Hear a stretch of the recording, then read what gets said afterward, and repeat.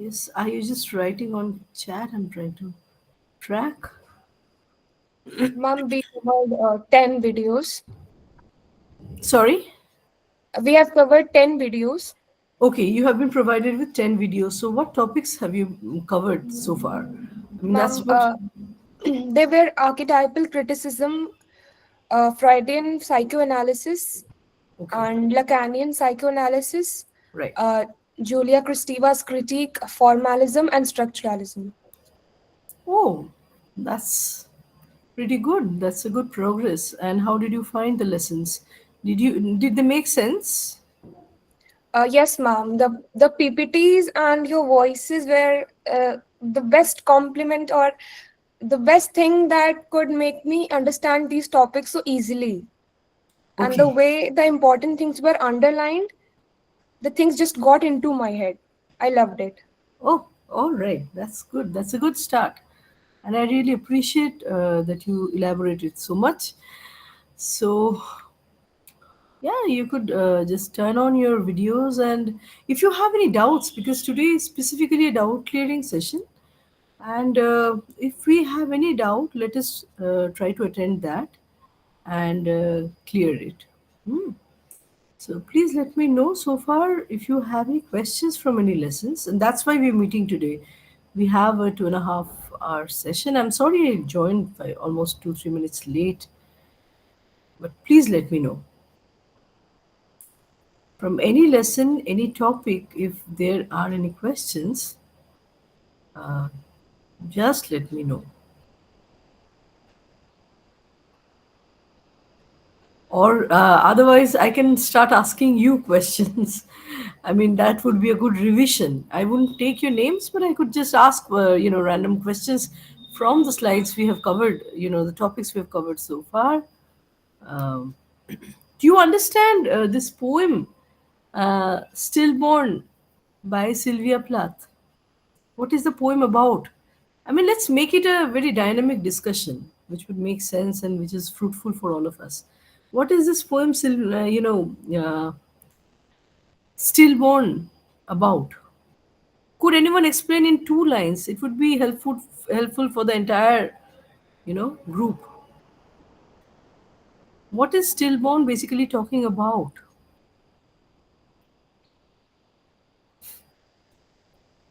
Yes, yes. Please, someone has raised. Surabhi has raised her hand. Please Good go ahead. morning, ma'am. Good Yes, morning, good. ma'am. Good morning. So this particular poem, Stillborn, actually gives us the idea of when a woman actually delivers baby and then the baby is basically dead, and how she responds to this idea of giving birth, creating a new life, and at the same time, it is a failed attempt. Because the baby is dead. So how to process this entire a new phase and then getting and then basically because the baby is dead, this new phase actually becomes meaningless for her, and how to cope with this idea of meaninglessness. Okay, there is, and this meaninglessness could be actually carried forward to understand the literary experience, let's say the experience of writing something, fictional or creative.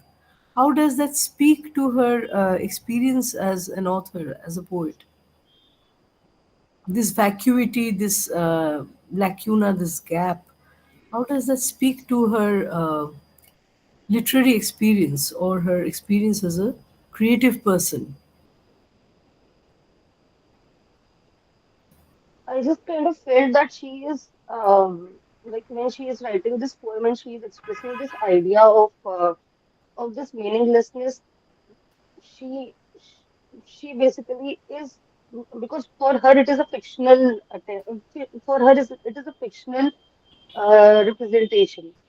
So she kind of associates how other women could feel about this entire uh, uh, this particular thing that if they give birth to someone who is dead, and how it could basically make them feel, and to make sense of this entire thing. Right. I mean, this could be carried forward to understand her creative experience also. Like I was asking, um, she's anxious about creating sterile poems, and there is always this anxiety of creating something which will not be adequate. So she is also highlighting about literary or poetic perfection without vitality, a writing that lacks a soul, just like a stillborn. So she shares a maternal uh, relation with her writing, the works that she's producing, right? And she actually betrays an ambivalence towards both the creative activity and the experience of motherhood. So that's why you can draw a parallel, an analogy between her feminine self and her poetic self, right? And some of the Jungian, archetypes that we see in this poem, could anyone tell?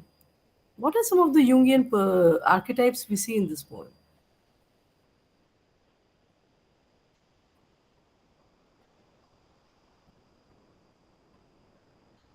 The mother, presumably. Yes, yes, yes. Okay. What else? What about Jungian persona? What is Jungian persona? This takes me to the next question. What is the Jungian persona?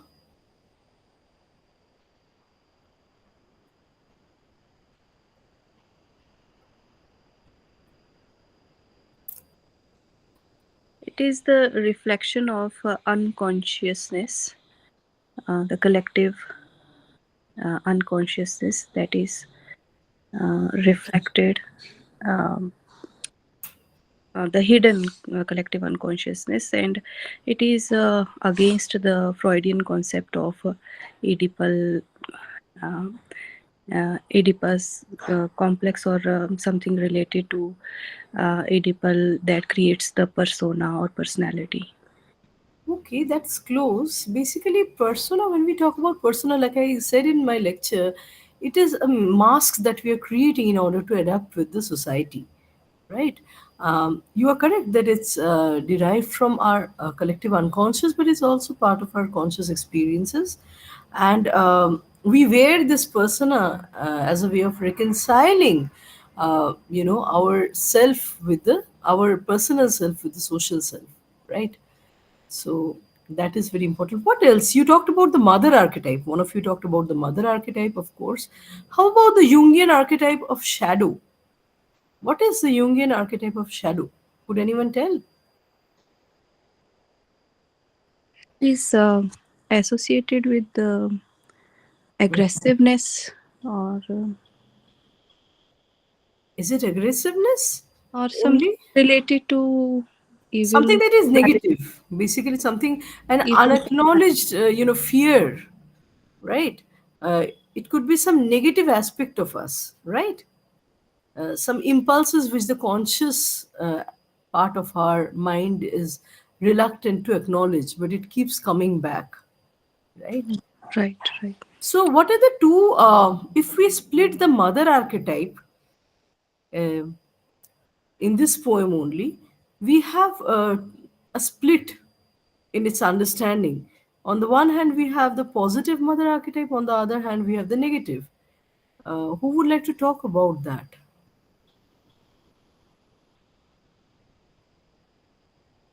Yes.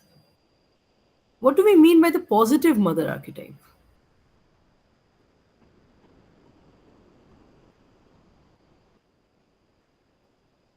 Anyone? The idea of mother who is a nurturer, who is compassionate, who takes care, or who basically who nurtures their child, who nurtures their newborn. That's right.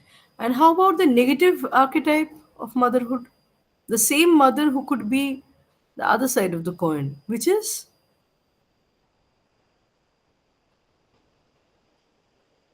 yes, anyone? So the negative mother archetype basically represents the destructive mother who is neglectful, who's devouring, who's very overwhelming, overpowering, right? So in this poem, what kind of motherhood do we actually see? We are talking about motherhood archetype. What kind of motherhood do we see?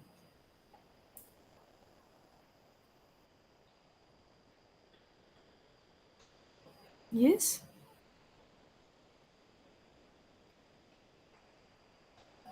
What kind of a mother is this poet to her poems?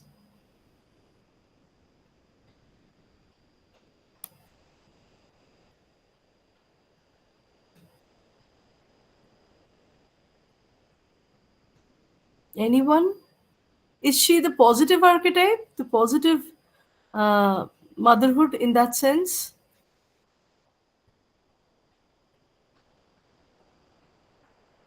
What is a reaction towards her poems? Yes, someone wrote on the group. Destructive, that's right. Destructive, she's ambivalent. Okay, we have a lot of comments on the group. I'm sorry I was not seeing them. Destructive, the mother thinks she's losing her youth. So that's right. That's pretty much what we were talking about. Yeah. She is a mother who is cold, who is even hostile at times. So we see the destructive side of mother archetype in this poem. All right. Moving on to another lesson. And in the meantime, if you have any questions, just go ahead. That would be very fruitful. Or anything you want to reflect, any observation. What is Freudian parapraxis? What is Freudian? And let's, yeah, she's, yeah, absolutely. She's overpowering and negative in nature. She wants her offspring to succeed. She has this ambivalence and doubt in her mind. So, yeah, definitely that's not very positive. She's writing the early on in her career, and she doesn't know how the poem will fare, how people are going to accept her poem. So there is this poetic or creative anxiety associated with her writing that we see in this poem, right? Now you tell me, what is Freudian parapraxis?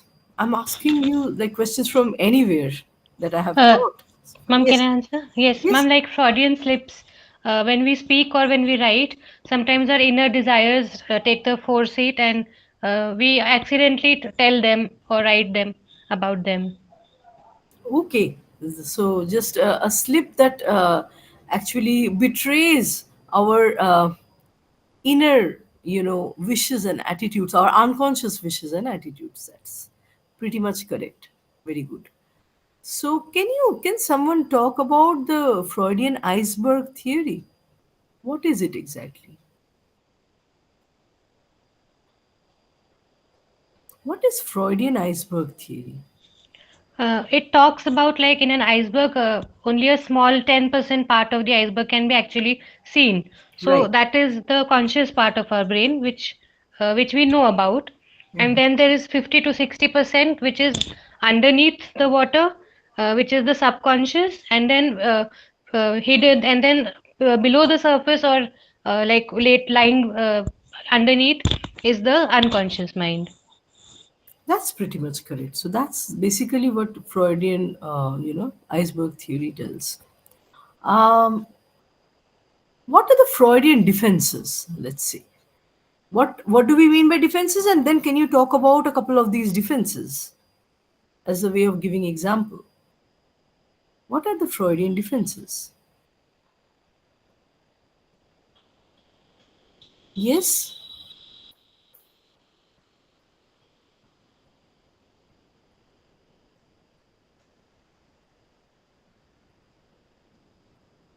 Okay. Denial, projection. That's right. So, how would you overall define Freudian defense?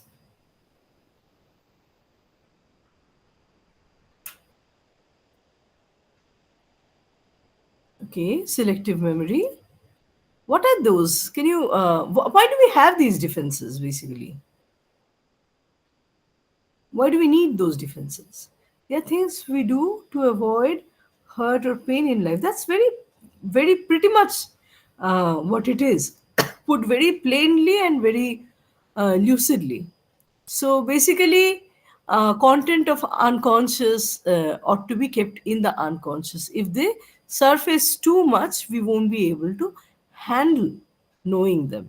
We are afraid of them. We are so avoidance, denial, selective memory. You know it, right?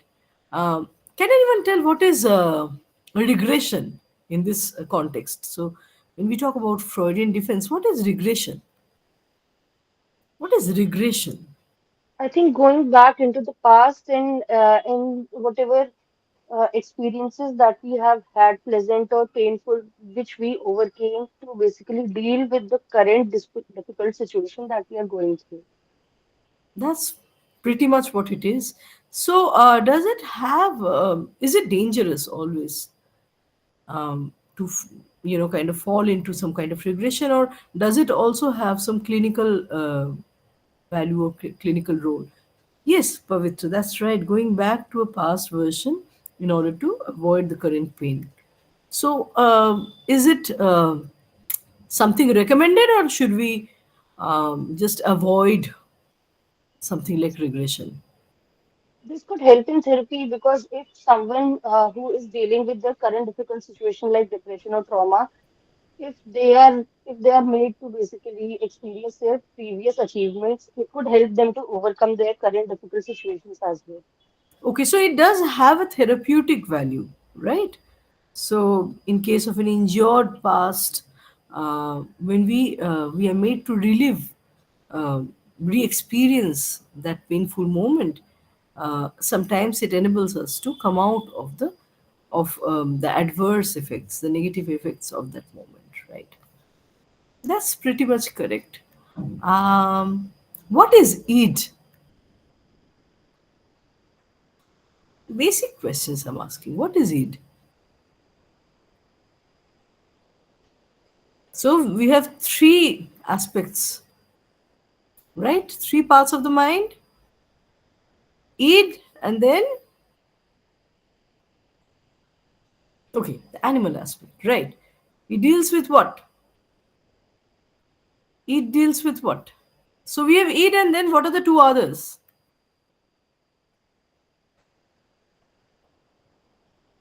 Okay, id, ego, superego. Fine. So it deals with what? In turn, it has, yeah, primal desires, primitive desires, the animal aspect of our mind, deals basically with hunger, with immediate drives. Basically, it seeks some kind of immediate satiation or satisfaction. So it can further be divided into two parts. What are they?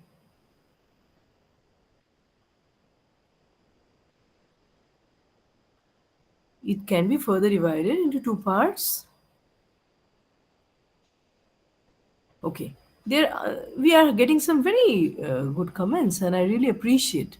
Okay, Eros and Thanatos, and then Pavitra writes there are helpful ways to engage in regression by engaging in the peaceful past. We can be okay. This is the answer to our previous question. I think we can be hopeful that we may experience it again. The current pain is not permanent. We were happy once and can be so again, and regret. That's pretty much what it is. So regression can enable us to just go through the whole process once, process it in our mind, and just move ahead in life. That's fine. That's fine. Uh-huh. So Eros and Thanatos, who would like to define them further? What is Eros? Just one word for it, maybe? And then what is Thanatos? Is the death drive. That's right. Eros is the.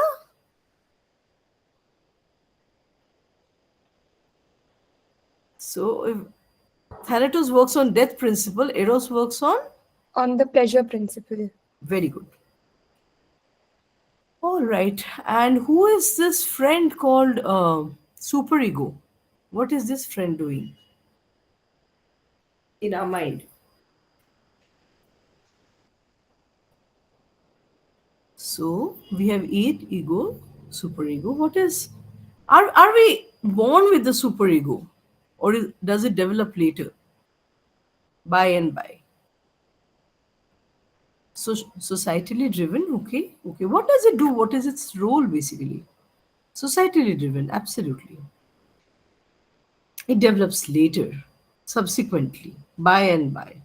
That's right. And what is it trying to do? How does it operate in our mind? It controls ego and id. Okay, so what does ego do basically? Ego balances the pleasure principle, which is represented by it, and ego also tries to satisfy the morality which superego is imposing upon that. So it is actually going to behave in a limited way to satisfy the pleasure principle which it actually denotes, but it is going to be in control or in in relation to what morality, what societal morality expects out of us. That's right. Someone wrote that's correct answer, and someone also wrote on group, which is basically what ego is doing, reconciling, balancing between id and superego, right? So there is a moral, uh, side to this superego, right? Whereas, well, superego is basically working on moral principles or morality, right? What we should and shouldn't do, the moralizing aspects of our mind, the critical aspects of our mind, which develop later, like you people correctly said. What is ego doing? When ego is trying to negotiate balance, it is basically driven by reality. So it balances on reality principle, right? I think you people are going through the lectures very carefully, which I really appreciate. Um, Tell me. And in the meantime, of course, if there are questions from your end, please shoot. That that is something. That's why we are here. What about now? Let's talk a little bit about the psychosexual stages, Freudian psychosexual stages. Uh, what is the latency stage? Overall, we have these five stages, and then out of them, we have the latency stage. Could you talk a little about that? Okay, we have a question here. Okay, Pavitra writes, I have seen it explained as the ego being the carriage driver, controlling the horses, id and superego, to navigate life on the proper path. That's close. Superego does not really work like horses.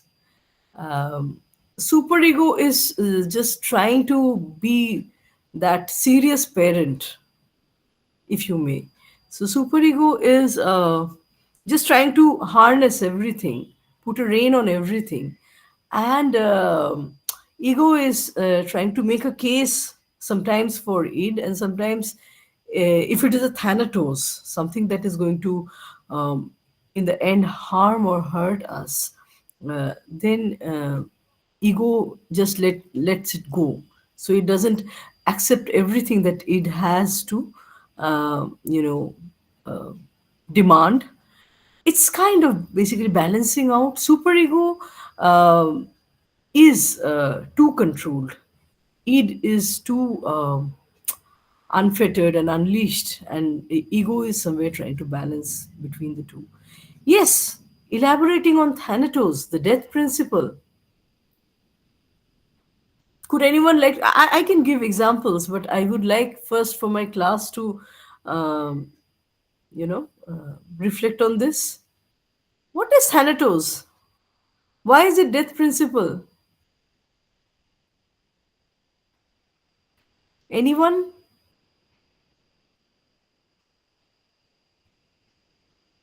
How does thanatos work?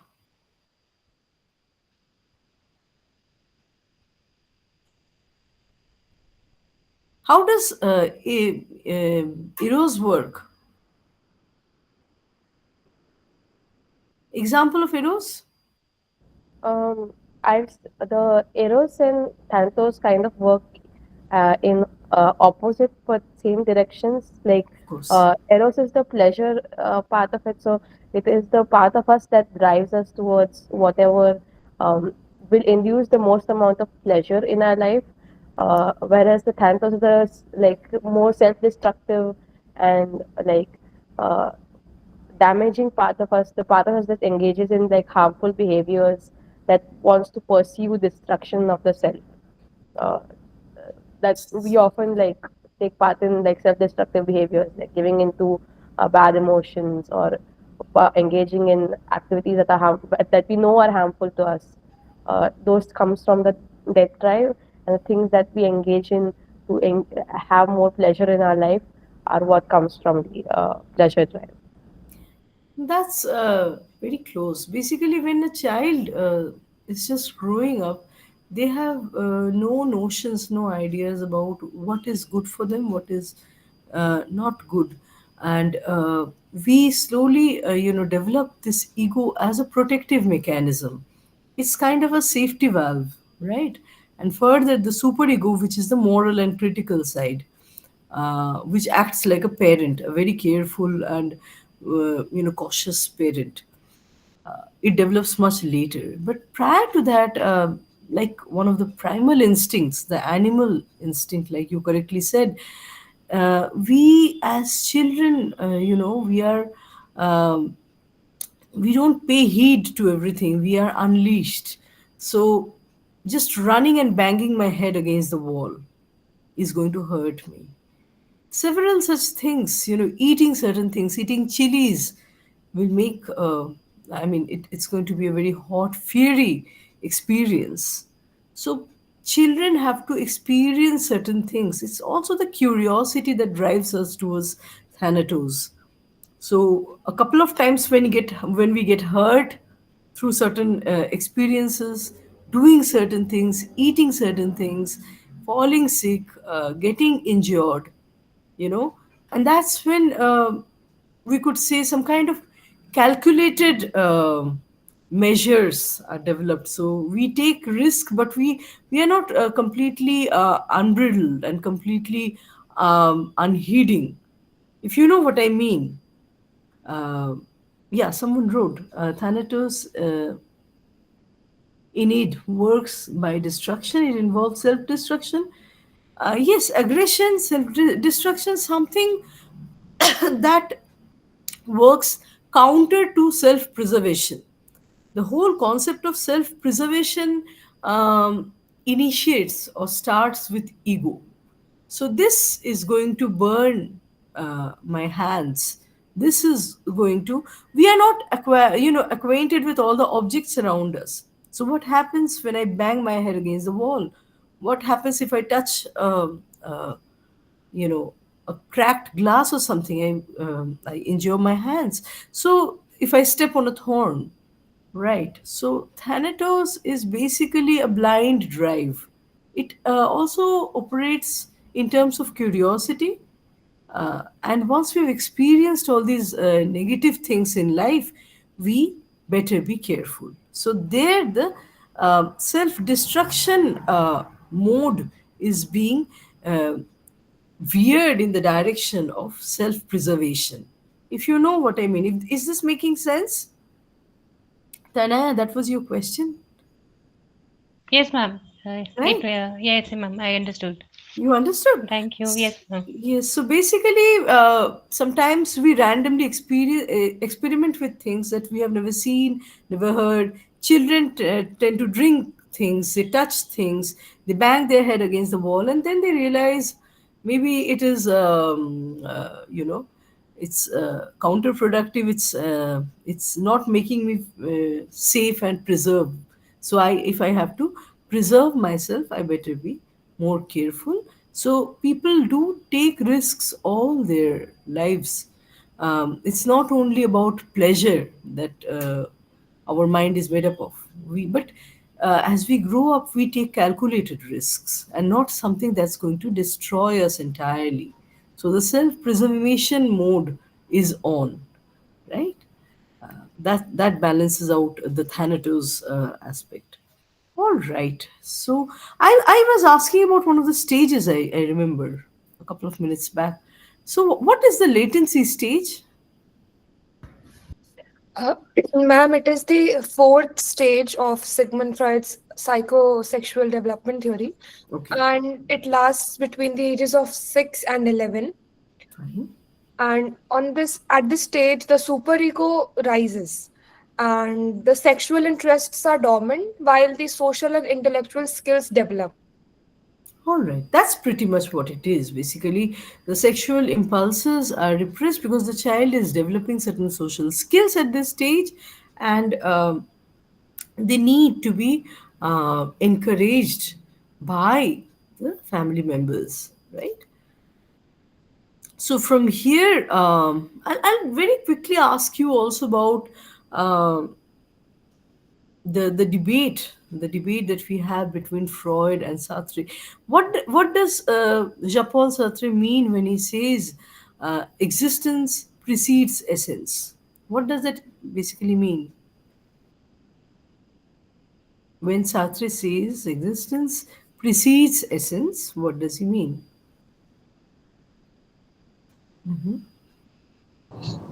It means that no one exactly has uh, an essential character to themselves. They were basically blank slates until their own actions and choices shape them into the person they are.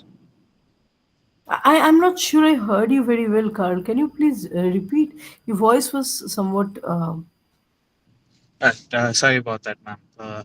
It means that no one has an intrinsic essential character to them. They are born as a blank slate of sorts, and they define themselves through various actions and decisions that they make over time that gives them their own character. That's correct. That's correct. I would give that because when we talk about existence, so he was a proponent of existentialism, right? One of the major thinkers of the existentialist school, in fact, founded it. So Sartre would say, and that goes very converse to what Freud proposes. So Freud is talking about certain stock characteristics, certain archetypal, meanings and existences. When he talks about these different stages, first of all, the greatest Freudian fallacy lies in the fact that there is no female corresponding female model for these psychosexual stages, right? Which is a drawback, which is certainly a drawback and a gap that later the post-Freudian critics are trying to uh, feel, where that's where they're coming from. They are trying to complement this gap, and we see that Sartre is talking about existence, the fact that human behavior cannot really be categorized and classified in terms of certain stock, mental possibilities or mental attitudes or certain stages as such. That could be very reductive. So human mind could is more unpredictable, more volatile than the Freudian model as uh, as a whole, or as a uh, just one structure can offer. Just it looks very monolithic, it looks very predictable, and human mind could be more complex and more nuanced than the Freudian model, right? So Freud is has a very formulaic attitude, a very formulaic approach towards human mind. So there are certain classifications, categories, and divisions that he is trying to impose, or that he is trying to bring in order to understand the human mind.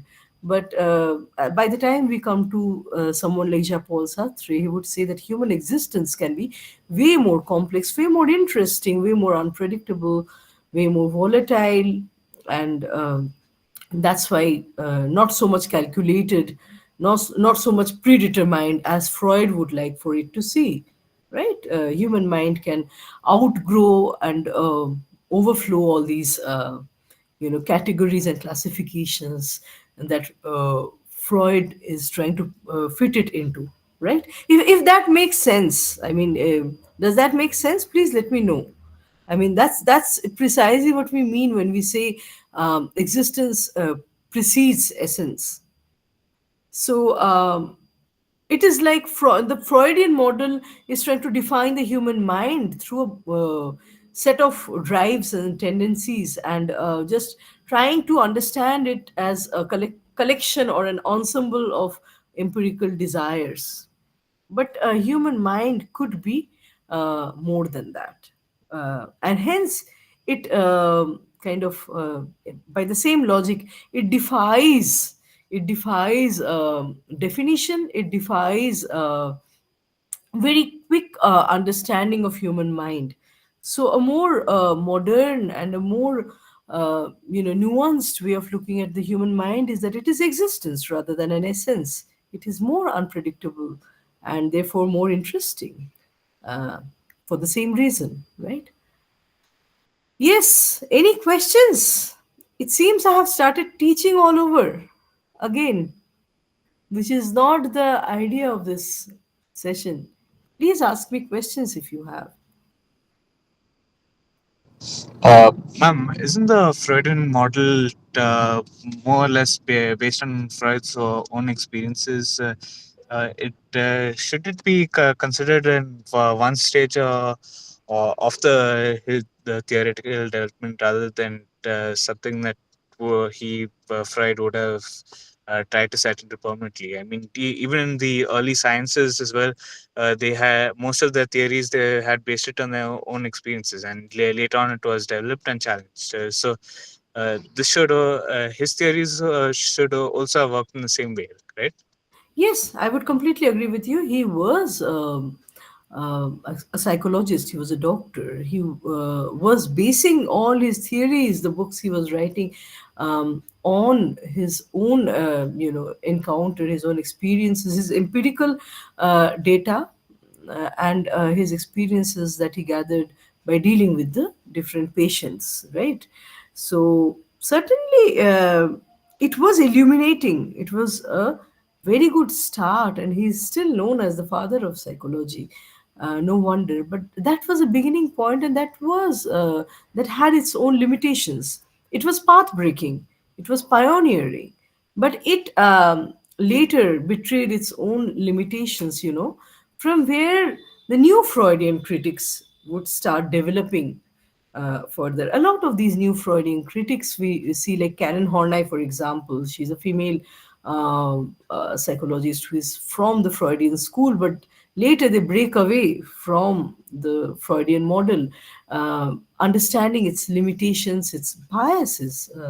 So, one thing that Sartre comments is very insightful. The fact that if we are trying to build a model based on a few empirical data, our understanding would certainly be very delimited, and sometimes it could also be um, it could also be a little misplaced if we try to universalize uh, our findings based on a few uh, studies of patients' minds or patients' case studies.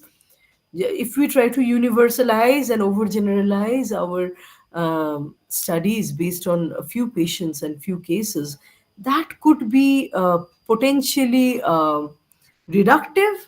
That could be misplaced also, and that could be basically challenged, which actually happened in the case of Freud. So a bunch of new Freudian critics uh, emerge who point to the limitations in Freud's study of Freudian model, right? Can you talk? That takes me to my next question. Since you have no questions for me, I have a couple of those questions for you.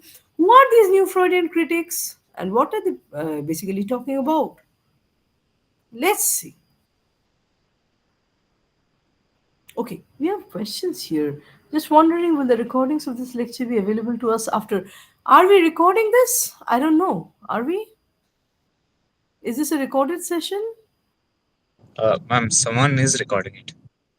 Yes, the meeting is being recorded. So I think this is part of the NPTEL workshop session. So the, the system is well equipped to do what they know. I mean, they should do. So they are best equipped with the things. Of course, it is being recorded with, I think, with the intention that it will be made available to you people afterwards. That's the whole idea. So yes, Pavitra, that way you are good. I think I'll talk to the coordinators and the concerned person. So I just convey your request and make sure that the recording just comes back to you. Yeah, because it is a session all about you people. Yes. Ma'am, you asked previously if you had any questions.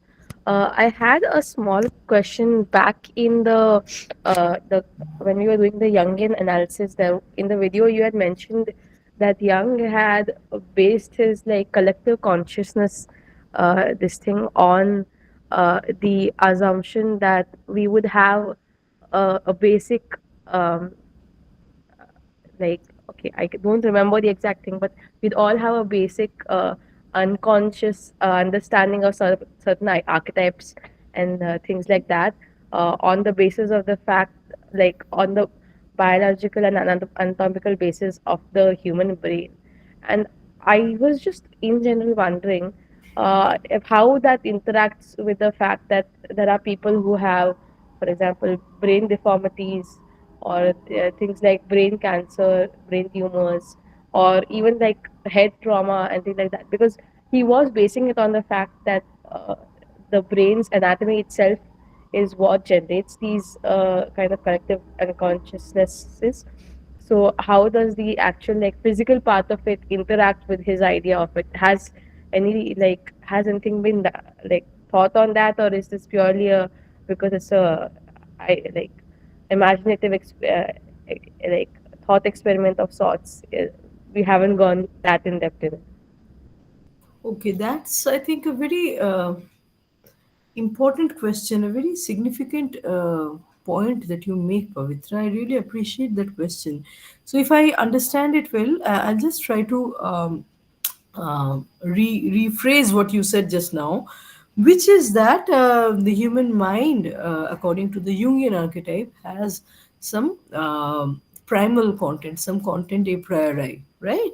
So we have these two schools. If we hearken back, the empiricist point of view says that the mind is a tabula rasa. What is a tabula rasa, by the way? I'm coming to your answer. I'm coming to your query. But before that, could anyone tell me what is tabula rasa? It is blank slate. Okay. So what do the critics say? Yes, clean slate. So what do critics say about the mind? The empiricists, basically. What do they say? I think Locke and Hume and all these critics are talking about the empty mind, the mind like a plain paper, which acquires, knowledge through experiences, through direct experiences. And what does Jung say? It is Jung is talking about innatism. What is innatism? On the other hand, It is this kind of idea that some of these ideas and mythologies and archetypes are like um, like not stagnant, but like in the back of our mind they are untriggered, sitting there, and they may be triggered as we go through life. So they are already existing in our mind before before we get introduced to anything in our life. They're that's a part of us.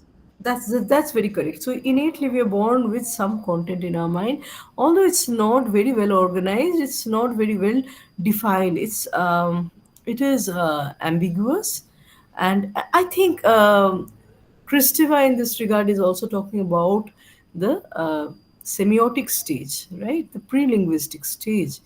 So yes, a lot of these thinkers feel that there is a part of our mind which contains something at the time when we are born. Now, coming to uh, Pavitra's question, what about, if I understood it correctly, Pavitra, there are two parts of your question. One is that what happens to this innate content if there is a brain anomaly, and B, that how does this innate content, which maybe suffers some kind of dysfunction, how does it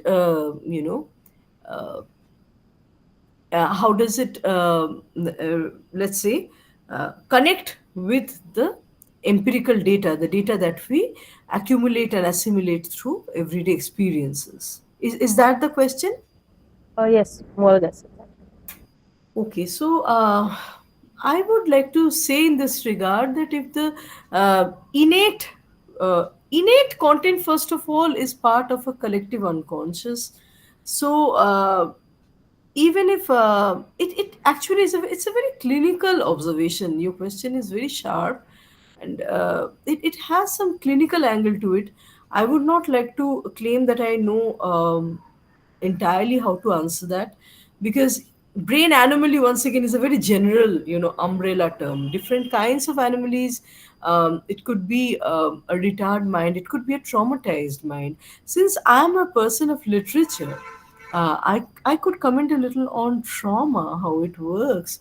In the case of trauma, like trauma studies and trauma critics say, it never goes away. Trauma comes back in cycle. So waves of trauma, keeps coming back. They keep resurfacing. So and one is not born. It's not a brain anomaly, by the way. One is not born with a trauma, as far as I'm concerned. It happens at some stage of our life, and then apparently critics like Kathy Caruth would say that it never goes away. It keeps resurfacing, and it functions like a cycle, basically. So yes, some aspects of trauma frustrates or thwarts our cognitive faculties. It does. So when we are just recycling the pain content again and again, we are not able to concentrate on new things, that we get to learn from our society, from our surroundings. And the meeting point between the conscious and the unconscious may also be very frictional. It could be fraught with problematics. It could be, it would not be very tension free. It would not be the assimilation of the conscious over the unconscious. Learning of new things from our surroundings is not a, a very smooth process for a brain that has undergone some kind of trauma or psychic challenges, right? Because it's already dealing with certain inner problems. It becomes very difficult to assimilate new things. We see in the case of PTSD, the post-traumatic stress disorder, and literature writings that are informed by PTSD. One of the common traits is that such writings are fundamentally fragmented. If you look at literature that results from trauma, uh, it is those writings, or if some survivor survivor of violence is writing literature, they are essentially fragmented in nature. So the cognitive aspect somewhere has been thwarted, I would say. And there are plenty of repetitions in such writings. Just the way trauma comes back in a cycle, right? We see that the person, maybe without knowing, is repeating himself or herself. So that is also a baggage that you know a traumatic mind or remnants of trauma would carry. They cannot really move in a linear fashion. Such writings, such thoughts, the thoughts themselves are very circular, very non-linear, fragmented, repetitive, simultaneous in nature. In nature, that takes me to I don't know if we have already covered streams of consciousness in our classes till now. Have we? I mean, that's kind of simultaneity takes us to um, the question of streams of consciousness, the way it operates. Have we covered that? Have we covered Virginia Woolf in our class so far? Anyone? Yes. Are we already discussing modernism, or It is still structuralism. okay, okay. So, but Pavitra, did that in a way answer your question? I tried.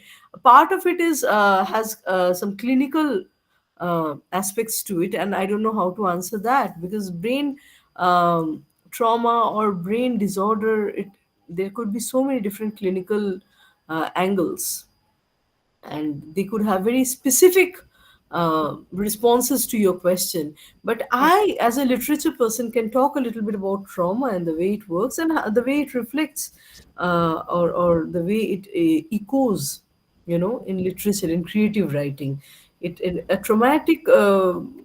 A traumatized brain or an experience of trauma would reflect in fiction only through in a circular fashion, in a non-linear simultaneous manner, right?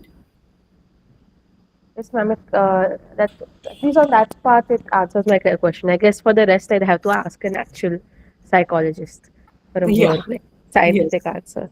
Yeah, there is a scientific aspect to it, but definitely, as someone who has a vague idea of how the mind works, based on my understanding of psychology, I would say that the process is definitely not as smooth and as easy for unconscious and conscious to meet and productively assimilate knowledge as it would be for a brain that is trauma free. Once we have the trauma, the whole process of assimilating knowledge is fraught with difficulties, fraught with challenges, right? So, any further questions? We are having a very good discussion so far, and I really appreciate that. I really appreciate your participation. I would, really like for you to ask me more questions. These questions are very thought provoking, and they make a lot of sense, actually. So, yes, any further questions? If not, I have questions for you, of course. What is the primordial image, anyone? What is the primordial image according to Jungian archetype?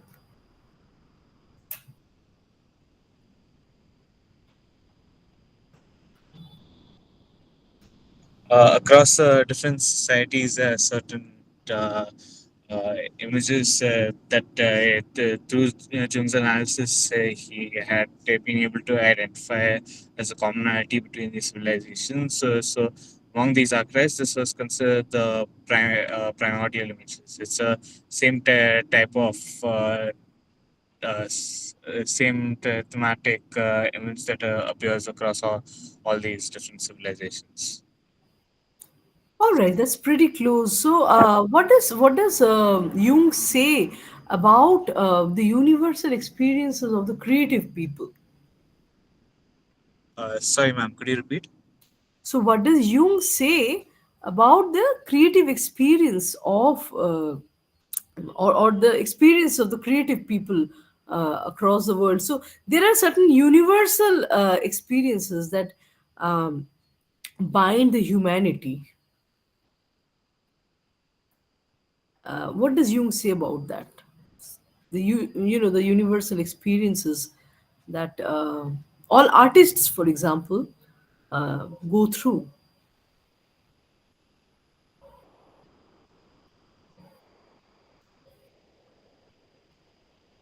Yes, anyone? It's a very straightforward question. So, what are some of these archetypes that are available in all the cultures? Let's say.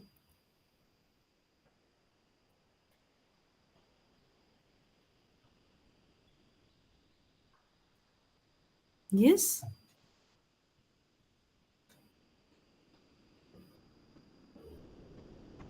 So some of them we discussed in class also, the stage of initiation, rites of passage, right? And then what happens after death, where from we came, where we will go after this life. These are some of the time immemorial thoughts that have been provoking thinkers from across different parts of the world, right? We also see that creative experiences of artists are very similar, right? And that is something that becomes part of the innate mind, right? And following that, we have the process of acculturation. We have the outer experiences interacting with the inner determinants of psychic life. Could anyone talk about? I'm just trying to touch those more difficult points in my from my lecture. Um, could we talk a little bit about the transcendental self? According to Jung, what is this self?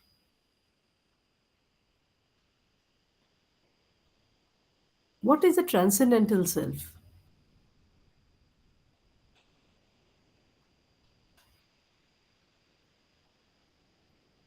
Anyone?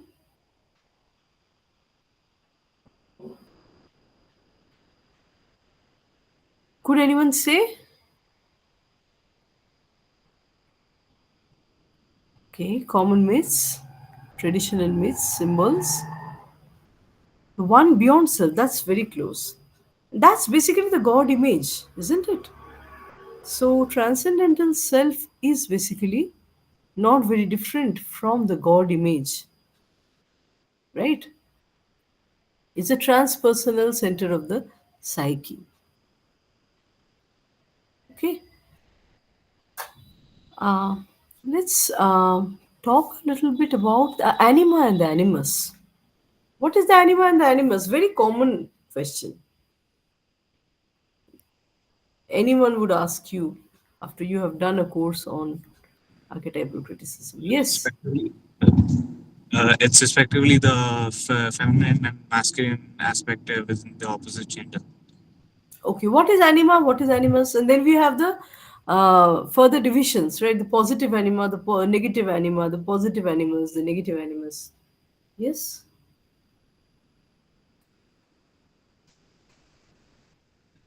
So, what is Um, anima and what is animus? Yes. Anima represents the unconscious feminine side of a man. Okay. And on the other hand, animus represents the unconscious masculine side of a woman. All right. So, what would be, let's say, the positive anima and the negative animus?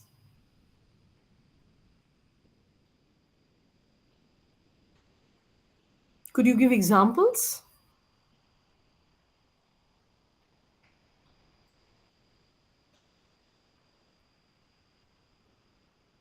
Yes. A positive anima and then a negative animus.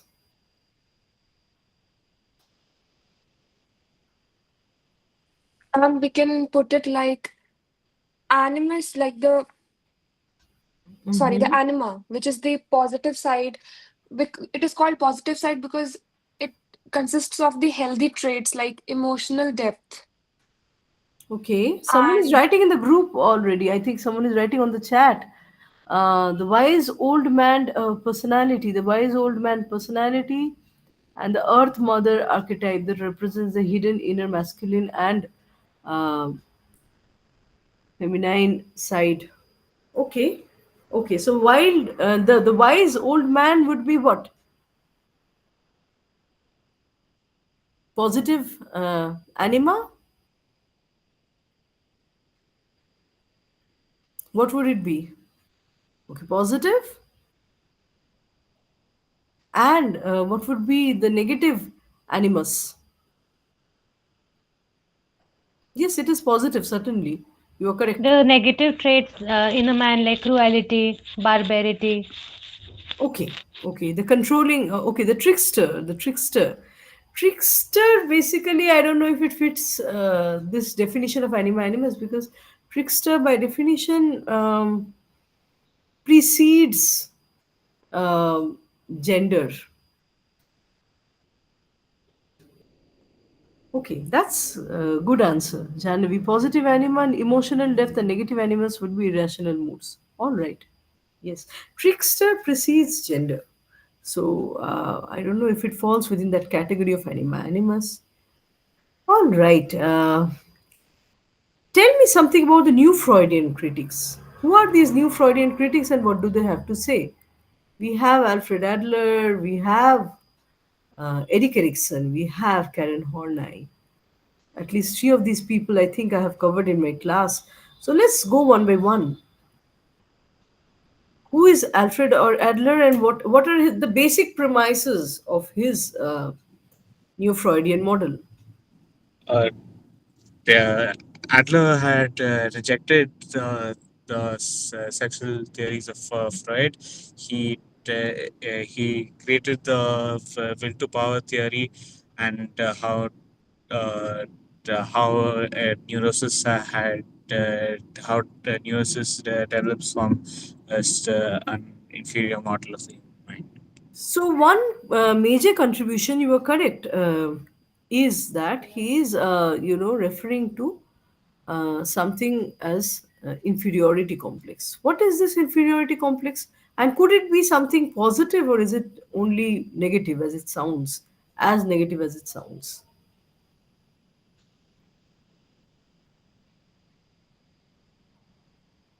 It does seem to be negative. It is negative only? Does it lead to something positive? Anyone? Yes? In the narrow sense, is negative, but since it leads to stress, uh, what was leads to the desire for superiority, there's a positive aspect to it as well. That's right. It propels an individual to attempt to gain superiority, right? And that could act as a beaconing force, a beaconing light that pushes, that propels one's thoughts, one's emotions, behaviors, and actions in the positive direction. You are correct.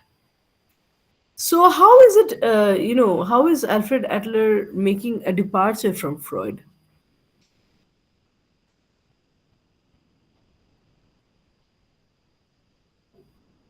How? Mainly the rejection of the sexual theories.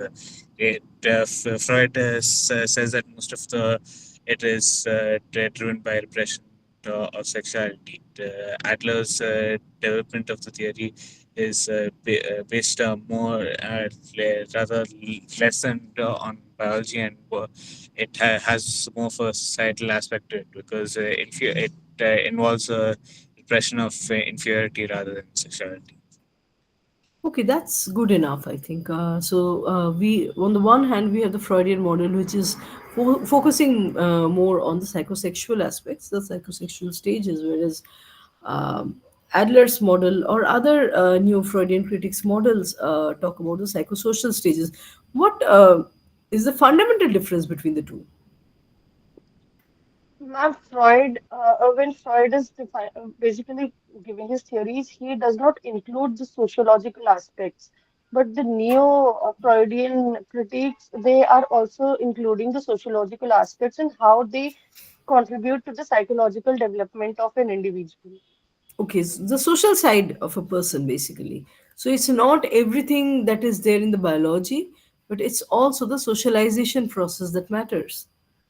So, for instance, what does Alfred say about parenting, about rearing a child?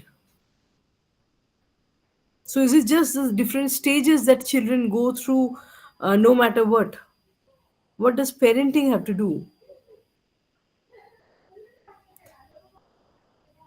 For instance, Adler talks a lot about the different siblings, and it's not really founded.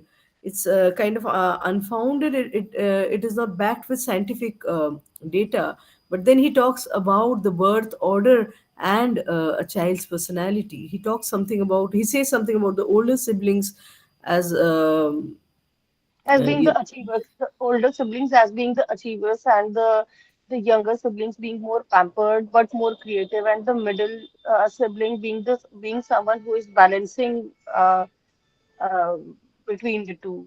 That's absolutely correct. That's absolutely correct. So we do have a social aspect of our mind, and he also says at one point, you see, a misbehaving child is a discouraged child.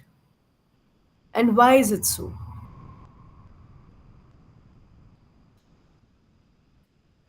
A misbehaving child is usually a discouraged child.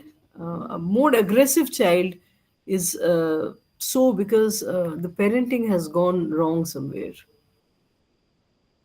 Yes.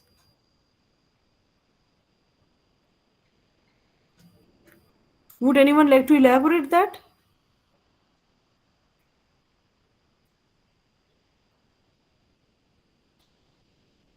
Maybe because a child who's misbehaving is not accepted the way the child is, and is usually neglected and is made to perform in certain way which is acceptable to the parents.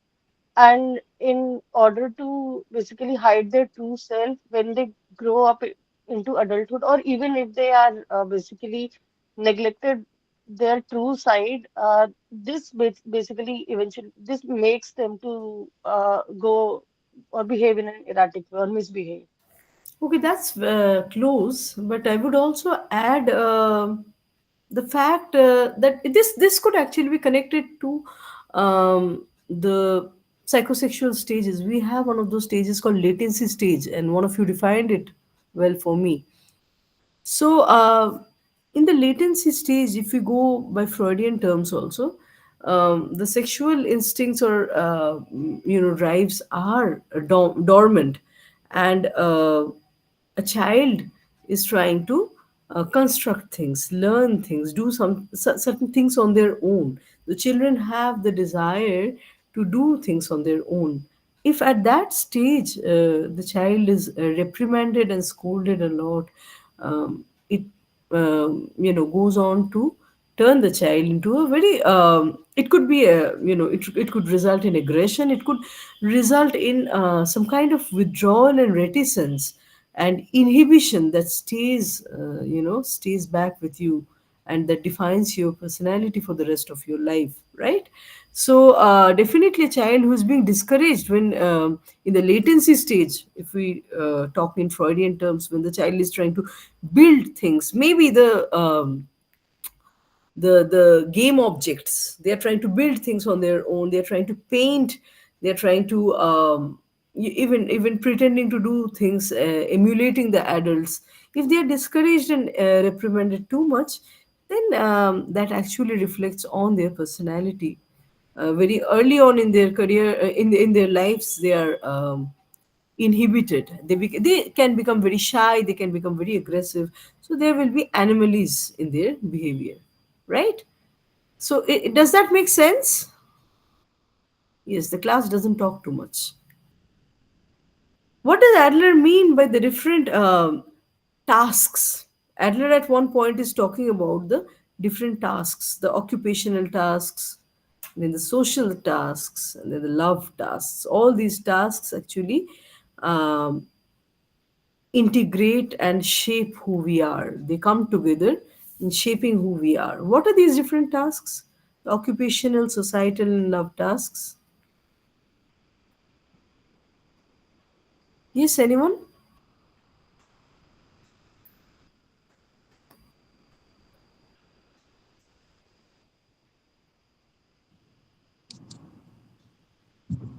Yes, please. Uh, there were three given. One was work, the second was social, and the third was love. Okay, okay. So, what are these, and how do they help us? What does Adler say about these different tasks? Uh, for it's related to the societal aspects because the worker, especially, it gives contribution to through career and self-sustenance, and it gives a sense of usefulness as well. Yes, you are in a way correct. Basically, we have a career aspect of our life, then we have a social life comprising friends and acquaintances, and then the love life, which is the intimate part of our life with a partner that defines our long term relationship, right? So, all these different aspects define who we are. And when Adler is talking about superiority or striving for, desiring for superiority, it is not in a sense of dominating others, but it is in a way of ensuring that um one is competent enough. Someone wrote on the group, yes. Yes, I can see the answers, the responses. Occupational is associated with career, societal with friendship and acquaintances, love with the long term partner, and then yes, Surabhi is correct. Sustenance of life through tasks by Adler. So basically, through these different tasks, an individual is integrated into the society. So if we are a social human, a social individual, we are successful individuals. If we are accepted and integrated into a society, that actually points to some kind of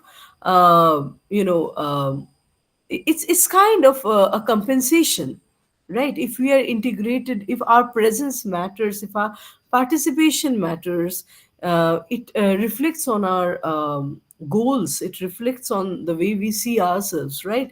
So in the end, we see that Alfred Adler, unlike Freud, is focusing more on the social aspect of the human being.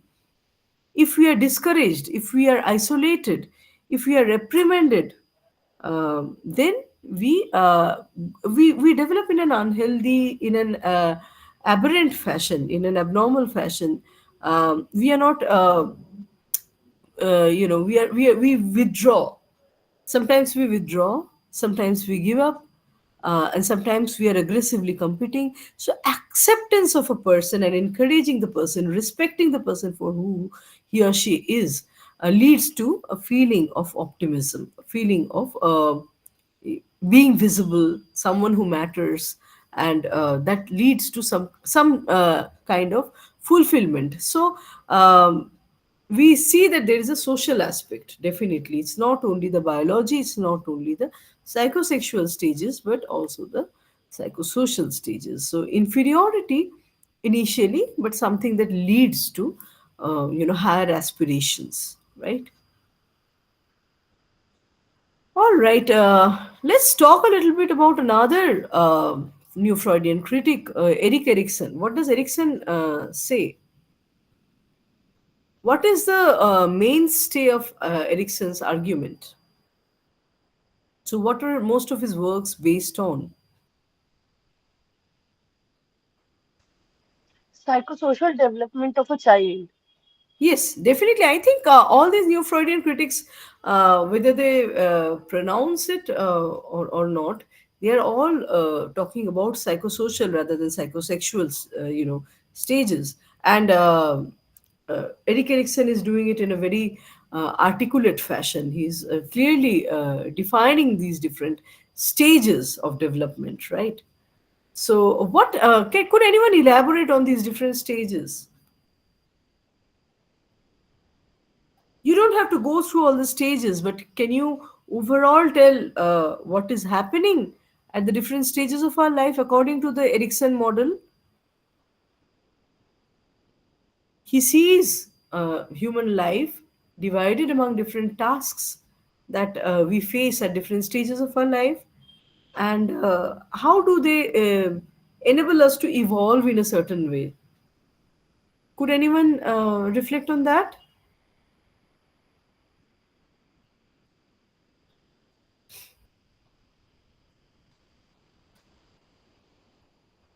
Yes.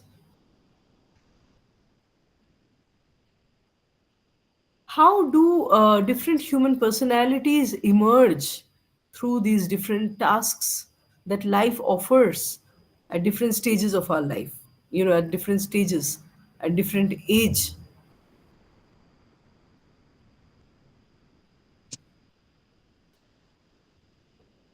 Anyone?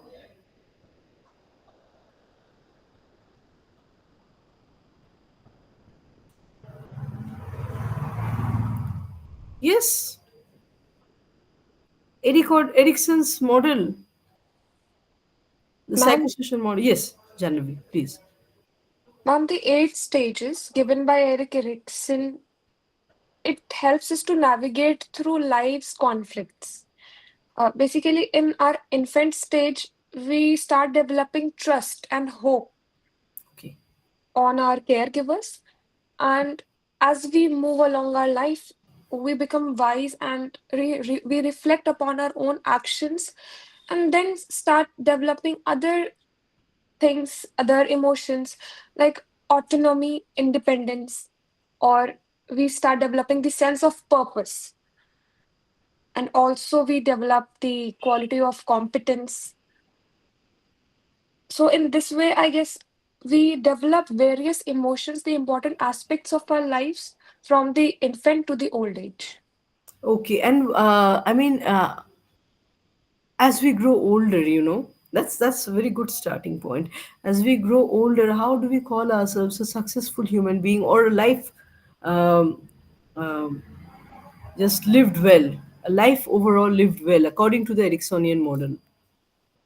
How can we look back and say that it's a life well lived, a sense of fulfillment, when at all these stages we are facing different challenges, when we are able to overcome, transcend these challenges, and that actually enables transition, a successful transition from one stage to another, isn't it?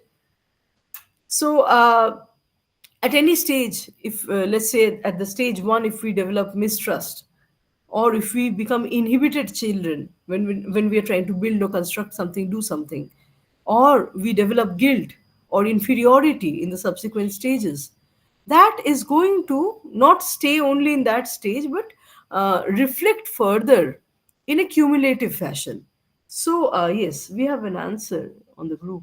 So how immediate environment and age group contribute to the development of a child, like in child trust versus mistrust, depending upon how our caregivers treated us and so on. That's right, it shapes our sense of self. And these tasks are like different, like I was saying, challenges at different stages of our life. And we accumulate, we gather points. It's like gathering points, positive or negative points, either way. They are cumulative in fashion, as we they're cumulative in nature. As we transition from one stage to another, we are gathering these experiences. These are like points that we earn for meeting the task or the challenge. If we meet it and overcome it successfully, then our evolution is happening in a smooth manner. And in the end, when we are 65 and above, uh, if we have transcended each of these stages successfully, then we look back and we have a perspective, an overall perspective about life. So that gives us some sense of fulfillment. If not, there is hopelessness. There is a vacuum that we have not been able. So at some stages we developed inhibition, inferiority, awkwardness. We became a socially awkward person. We became a secluded person. We did not become, we could not become professionally productive or socially a giving person. We met some kind of dead end, stagnation. We were secluded, we were awkward. So that, starts very early on. And all these new Freudian models can be read in continuation with each other. They are all talking about not only the biological being, but the social being. You also have to remember that the new Freudians all content in a way that development happens all throughout the life. This is once again a fundamental difference from what Freud has to say. According to Freud, the development stops very early on. By early teens, the psychosexual development is accomplished. It's done, and it leaves a mark on our personality for the rest of our life. But the psychosocial models would counter this and say that development happens throughout our lives, because we are not only biological beings, the social aspect comes into play. It interacts through different tasks, and it shapes the person that we uh, constantly become, right? Rather than being a person, it is becoming a person at all stages, through all stages of our life. If that makes sense, please let me know. I mean, it is almost becoming a lecture, which it is not supposed to be. So please let me know. Yes? Yes, ma'am. Loved your explanation. And when explanation are in this type of conversation, the things become much more clear. All right. All right. So I think we have a little more than 1 hour left. It's fair enough to give ourselves 2-3 minutes of break. What do you think? And then we can resume. So because we are doing a 2.5 hour of session, it's like a marathon. It's fair enough to give ourselves 2 minutes of break and quickly come back. Yeah. So I'll see you after a short break. Please be around and keep your questions ready if you have. Right.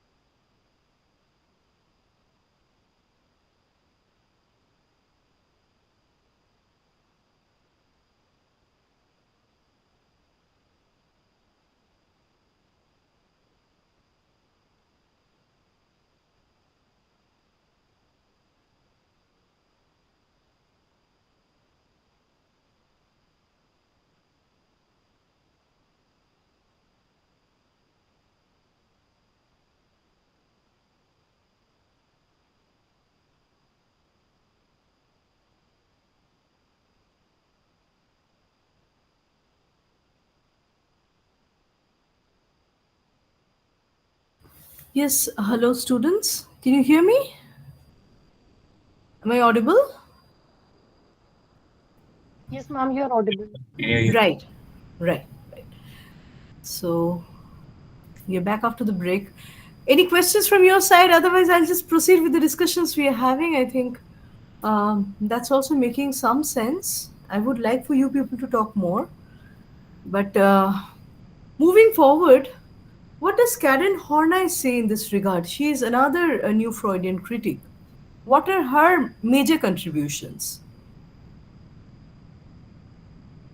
What are the major contributions by Karen Horney? Yes.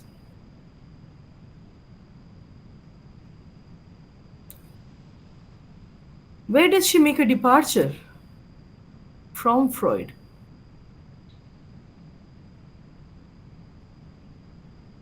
Yes, anyone?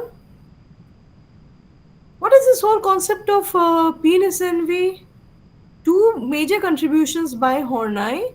One is penis envy, the other is neurosis. If just uh, walk you through that particular lesson we discussed. What are these two things? Anyone?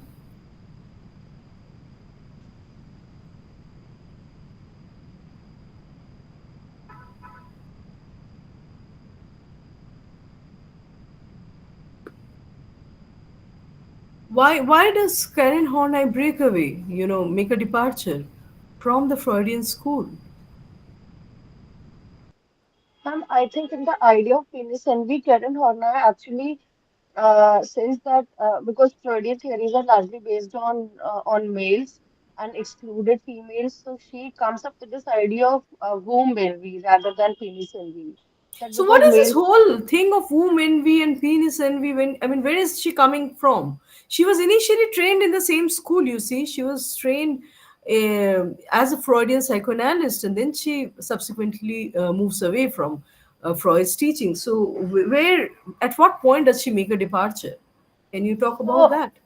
so according to Freud, the idea is that females feel insecure about the thing that uh, they are not as he considers male as the norm, and because females do not have the male organ, so he considers that females are insecure about that. But That's Karen an Horney, excellent reply. That's an excellent reply, and that's you have actually worded it very correctly. There is Freud's model is completely based on the biology, like we were discussing, and that too, male biology, right? His entire Oedipal model is based on the male child's development. It's a baby boy we see in this model, and not a we don't have a corresponding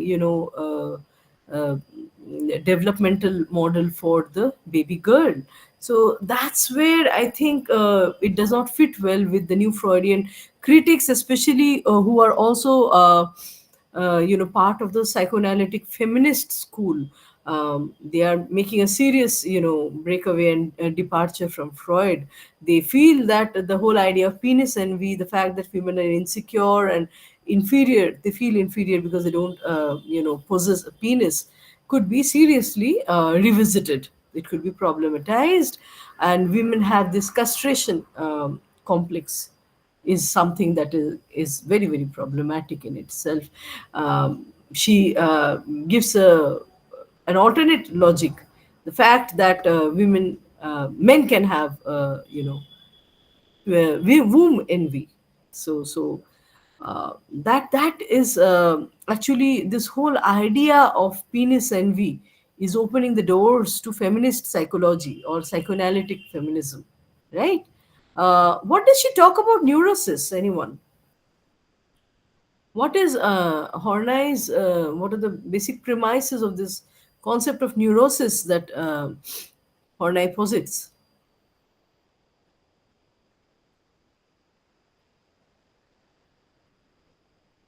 Anyone?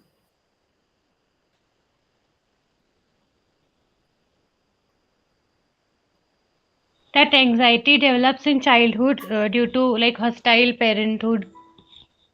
Uh, it Is it leads is to it helplessness. is that what she means by neurosis? Basically, it's more general than that. It's not exactly about parenting. Uh, it is about parenting, yes, in a way, because the family plays a very important role in shaping our our initial personalities, which stays on. And you are correct, yes, basic anxiety develops when there is a feeling of insecurity, neglect, and lack of love. uh, but in general, neurosis refers to a kind of psychic unrest that is caused by fears, and then we develop coping mechanisms to rid, or to control these fears. And in a way, you are correct that these neuroses trace back to certain childhood experiences of neglect, of um lack of love or insecurity. That's right. And so, what are the three types of people according to Karen Horney's model? There are largely three types of personalities that are shaped, um, you know, through our early experiences. Ma'am, the first one, the people who move towards people, the second personality that moves against people, and the third one is that moves away from people. Okay. So, okay, we have answers on the group also. The compliant, the aggressive, and the detached. So, which is, if I have to ask you, which out of this is good? Is there any such saying that one model is good over the other? Moving towards people, moving away from people, and then, moving against people. Which one is, let's say, a lifelong good strategy?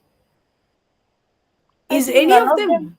Hmm. I think none of them would be a lifelong good strategy, because if someone is compliant, then they would tend to become more of people pleaser and would have to hide their true self before others, or would feel insecure in presenting themselves before others for the fear that they might be shunned before others. And if someone is aggressive type, then they would naturally be hated because of their trait. And if someone is detached, then they would be basically remain isolated throughout. They're So escaping. They are basically escapists who don't want to confront situations, right? So basically, if we are fixated, like Horney says, if we are fixated with any of these three tendencies, we may develop a neurotic situation or case if we are using any of these three very rigidly. So basically, for a flexible person whose personality has developed in a rounded fashion, in a well-rounded fashion, we can use the strategy of all these three, in a very balanced, well-balanced fashion throughout our lives. So, because at different stages and in different situations, we need all these three, isn't it? We need at some point to move toward people. If not move against, we definitely need to sometimes move away from people. So, calculated degree of compliance and detachment or withdrawal, and at times even uh, in very difficult situations, a little bit of aggression is also important. It becomes a survival strategy. So we would need all these three in order to have and that would be a reflection of a very well-rounded personality, actually, where we can alternately show, uh, our agreement with people. We may disagree and still be fine, and we may also choose to be aloof at times, right? We are not just reliant on one of the strategies. That becomes neurotic, isn't it? Is that making sense? Would you agree with me? Yes. So a person who is able to navigate through different situations that life has to offer, and respond in the apt manner, is the one who has developed in a well-rounded fashion. If we are making use of the same strategy in all cases, then our development is slightly skewed in a sense, right? All right. How do you understand the story that we discussed in the light of this, uh, the new Freudian models, The Room on the Roof by Bond? Would anyone like to say what was your experience? Have you read the story, The Room on the Roof by Ruskin Bond? Yes, ma'am. I found the story very interesting. Okay. Also very shocked at that point where she found that her husband is alive and she died because of the shock. The Room on the Roof. We are talking about Sorry, another sorry. story. This is Kate Chopin. I think you are talking about Kate Yes, ma'am. Chopin. Yes, ma'am. Yes, we will come to Kate Chopin, but later. Let's first talk about Ruskin Bond's The Room on the Roof.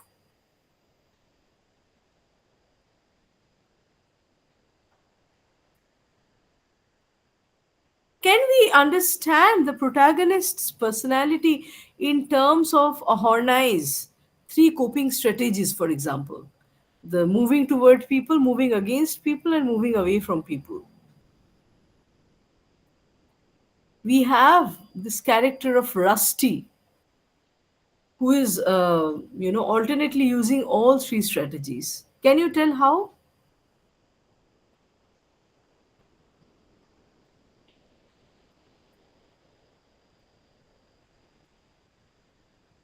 Yes, you should be a little more prepared.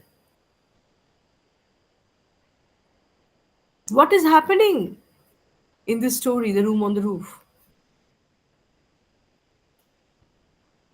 Who is Rusty?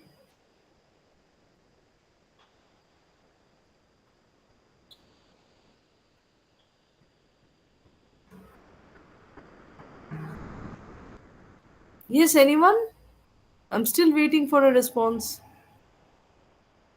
Ma'am, Rusty accepting the local culture is indicating the idea of compliant nature, and and also because his guardians were somewhat strict, so his hostility towards his guardians is indicating to the idea of aggressive type, and him basically trying to move out of this hostility of this attitude which his guardians are basically are having towards him, and him living in a single room alone is indicating this idea of detached type. Of the secluded life, moving away from people. So we see that's absolutely correct. So Rusty is basically, he doesn't have parents. He's being brought up by, not foster parents but guardians, and they are very strict people. So we see a combination of all three attitudes in the case of this protagonist in Bond's story. We see that he's an Anglo-Indian boy and he's trying to understand and mix up with the Indian culture, right? He's attracted to the Indian culture, and that's where it is moving towards people. And sometimes when he's aggressive towards his guardians, he reflects he betrays his anxiety, right? And he's moving against people as well. He's rebelling against his guardians' um, overprotectiveness or over extreme authoritarian behavior, and ultimately he's seeking solitude, in an attic room by withdrawing from the rest of his kin. So that is moving away from people. That's correct. Okay, so we have some idea. That's very impressive. In the meantime, any questions or any doubts, if you have, please don't hesitate, because I'm just trying to revise everything that we have covered so far. But if you have any specific question, please go ahead. If not, let me ask you about the different stages propounded by Jacques Lacan. So, what are the different Lacanian stages? Who would like to answer that?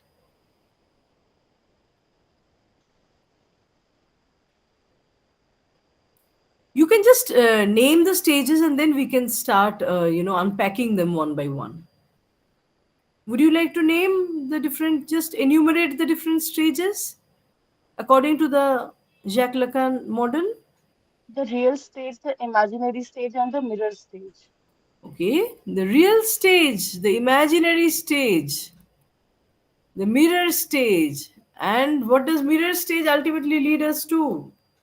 We forgot the fourth one, the fourth and the final one.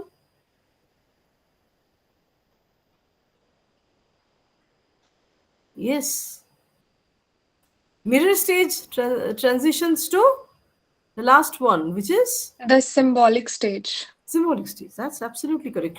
Could we have a few, sentences defining each of them? Let's start unpacking them one by. It's very, helpful in a way. We are just walking ourselves through the entire, all the topics and lessons that we have covered so far. I think that should be useful. What is real stage? Very briefly, what does it comprise? What's happening in this stage?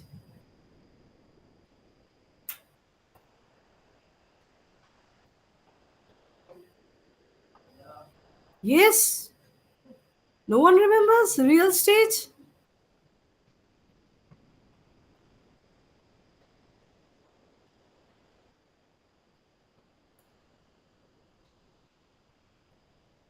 Yeah.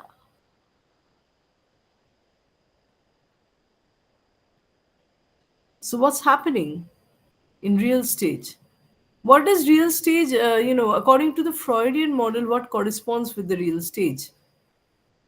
So what Lacan calls as real, Freud would call as Superego. just the The converse. aid. Yes, the id, the animal instincts, the animal instincts. So what is now? Can you tell what is happening at the real stage? You know Freudian id, right? And Lacan is talking about, he's using a term, jouissance. What is jouissance? Let's try to unpack the real stage very briefly, if only very briefly. Hmm?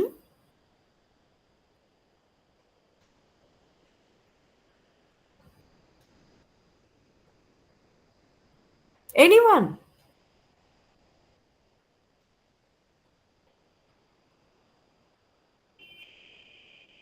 What's happening? It's the Freud. It corresponds with what Freud calls as id. So what happens at this stage?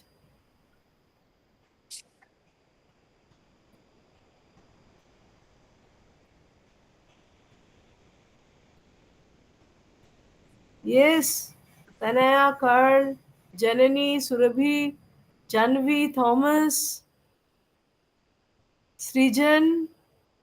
We have so many of you here. One of you, please let me know what is the real stage.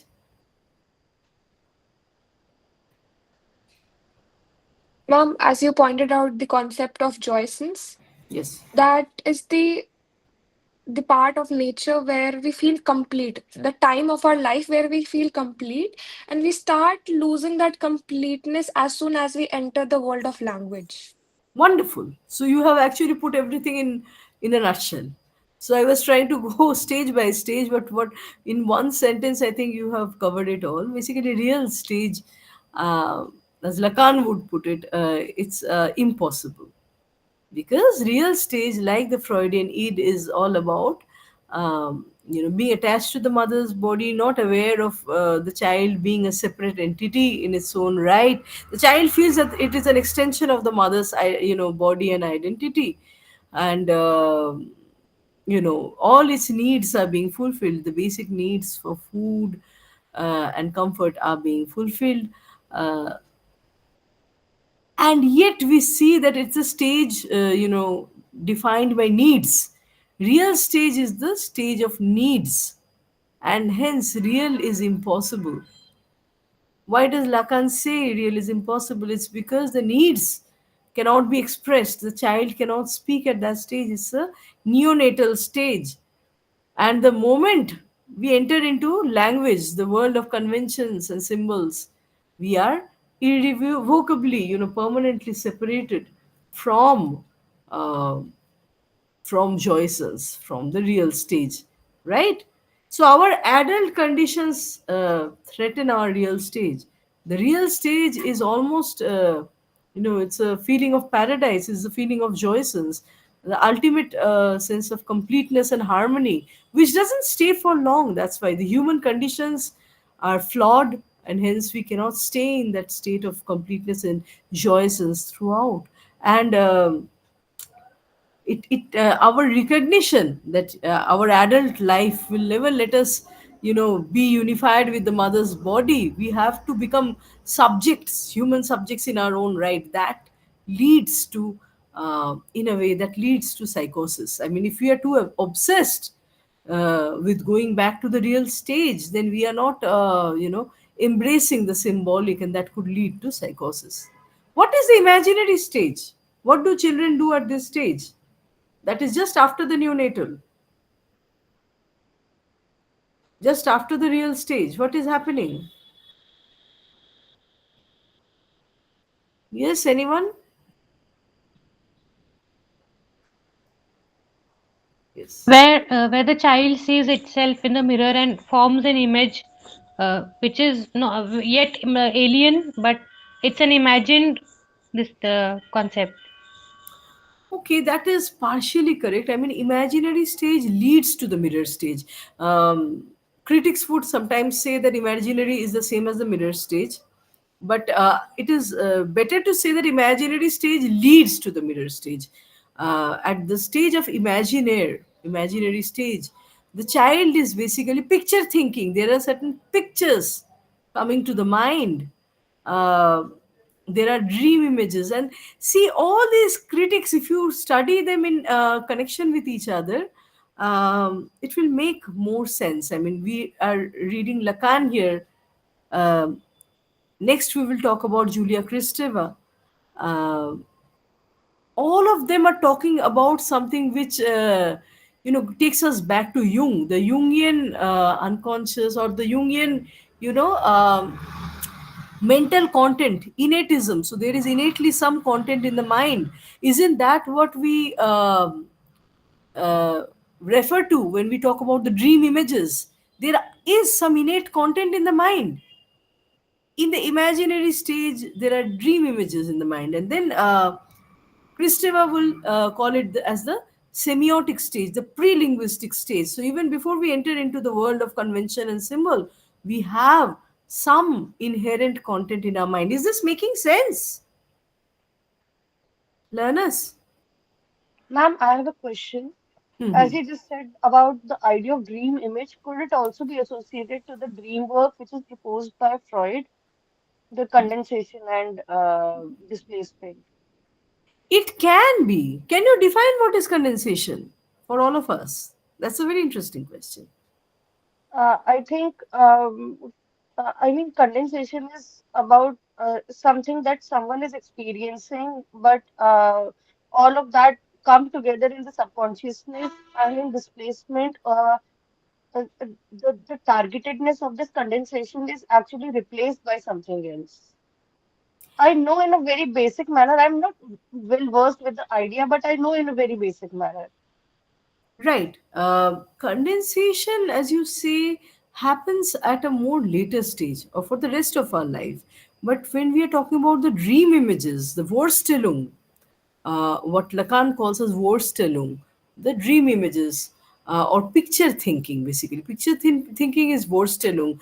So that is something even prior to condensation. Condensation happens subsequently in life. But here we are talking about a mind which is not a tabula rasa. It has a pre-linguistic, content. Even though that content is not very manifest, it is still there. So we are talking about that fresh mind, the neonatal mind, or soon after, which is picture thinking, right? Does that make sense, Surabhi? So Yes, when we ma'am. talk about condensation, we are necessarily thinking of an adult human being who has already assimilated, who has already accumulated a lot of experiences, exposed to different kinds of information around. But here we are talking about a more pristine state, a more primal state. So that is the imaginary stage, where the body is still in relation with the body of the mother, and the child is not aware of its clear borders and limits. The child is not aware that it has a different entity, you know and it becomes these images, these content inside the brain. They are like an energy. It's a kind of flow of an energy that has no thesis or no position, no judgment, no position, but they are still there. There is an innate content in the mind uh, that is that is into play, right? That starts functioning, right? I think Lacan has given a term called omelette, basically playing on the word omelette, but because a man in French is termed as HOMME, which is pronounced as om. So he calls it omelette in the imaginary state because the child is having cannot separate its identity as an individual, and it later comes during the mirror stage. So, so I think that could also be added to this particular thing. The idea that innateness, which is given, because he gives a specific term to it. I didn't understand. Who is giving specific form? Can you please repeat, Surabhi? Lacan gives a term called omelette, HOMMELETTE, Yes. which is a play on the word omelette, to this innateness that you just expressed about a child not able to separate its individuality from its mother and rather seeing its own self in the shadow or in the light of its As a existence. continuity of the mother's body, basically. Yes. That's right. And this stage would very soon, like you said, transition into the mirror stage. What is happening at the mirror stage level? Anyone? What is happening at this stage? How is it different from the imaginary stage? In the mirrors,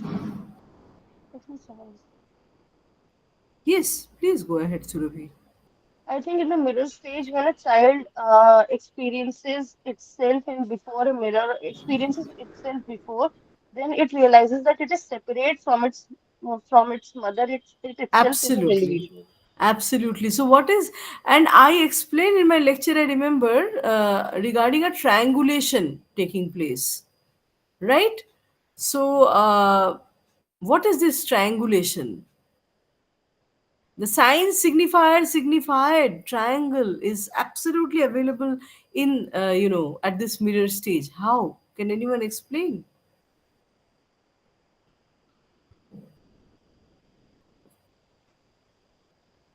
So, what is the sign? What is a sign? Let us go to the very basics of Freud. I'm sorry, Saussure, Ferdinand de Saussure. What is a sign?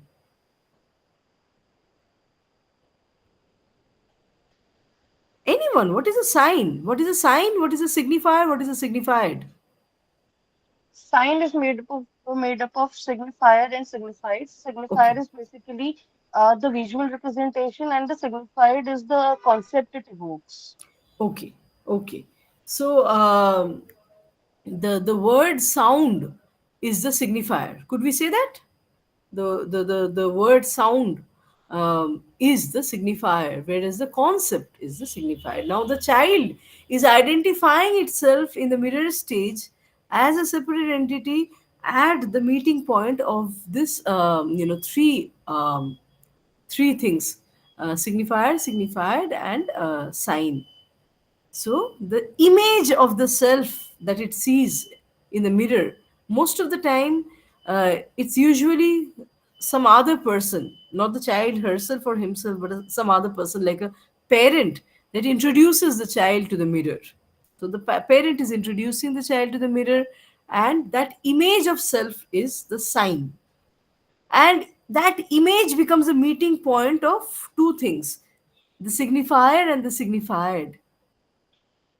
What is the signifier? The name of the child, the word denoting the child, and the concept of what that name means. So moi, myself. I, right? This Moa is the signified. Understood? Is this making sense? The concept of self is signified. The name by which the child is called, that is the word signifier. And these two things meet, they converge in that mirror image, which is the sign. So that's where the child starts identifying itself as a separate entity outside or beyond the mother's body, detached from the mother's body. Fine. And what is the concept of ideal I? Can anyone say? I'm glad that you people have, attended the lectures very carefully. So, can you say what is the ideal I? Anyone?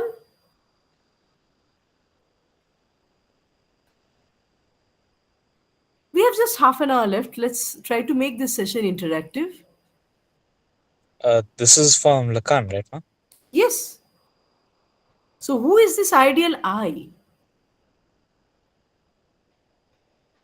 It's an idealized version of the self. It's the ideal version of the self, basically. This is the version that we see in the mirror. So, the child in its mind has uh, a very discursive, a very ambiguous, uh, a very scattered notion of self. A very Ma'am, scattered notion of self. Yes, uh, can we say that this idea of idealize something which considers itself as this object of desire for the mother, as Lacan says? it is. It is. It is actually the desire for perfection, the desire for ideal. This person that we see in the mirror is a concrete person, but the concept of that person, so that sign on the mirror is something very concrete, very distinct, very unique. It doesn't repeat with any other person's mirror image. My image is my image, more imaginaire, right? But the idea of self that I have, the signified, is very discursive, much more scattered, much more complex. The child, as the way it thinks about itself, is way more complex than that image. And throughout our lives, like Lacan would say, we have the desire to become that ideal I, to have a very well defined notion of ourselves, which cannot be met. We are basically the discursive, scattered person. And if we have too much of, this quest, this desire to become the ideal person, we will develop neurosis, anxiety, psychosis, right? We will try to, because life is not ideal. When we try to make that life into a, simplified, coherent form of self, or a coherent meaning of existence, that is frustrated, because the turbulent, chaotic perception of self is the real, is how life is closer to the chaotic meaning of self, rather than a very defined ideal I. When we try to become that ideal I that we see inside the mirror, uh, we are becoming neurotic, when we are obsessed into becoming that ideal person, right? So mirror stage is also leading us uh, into some kind of binaries. Would you like to talk about that? So, when the child is for the first time realizing the bodily autonomy, how does the binary concepts develop?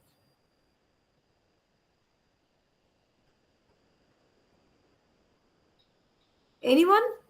It's a little complex, but we can crack it. It's not very difficult. So the moment we start understanding, that this is my bodily autonomy, this is more imaginaire, this, self inside the mirror is identified in terms of the other. So that's where we start understanding all concepts in terms of binaries. So man, woman, I, they, or I, she. I am I because I'm not the mother, I'm not the father. Do you understand this? Does this make sense or not?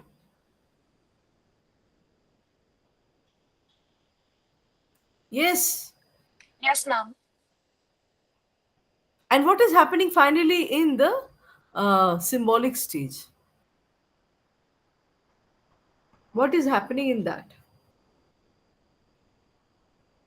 By the time we are in the symbolic stage, very briefly, can you tell what is happening?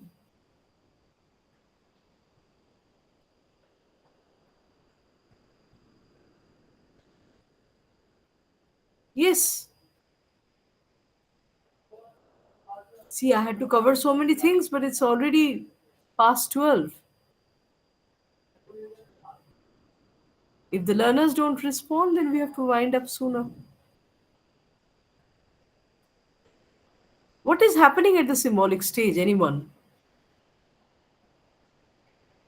So, symbolic stage takes us to the world of conventions, isn't it?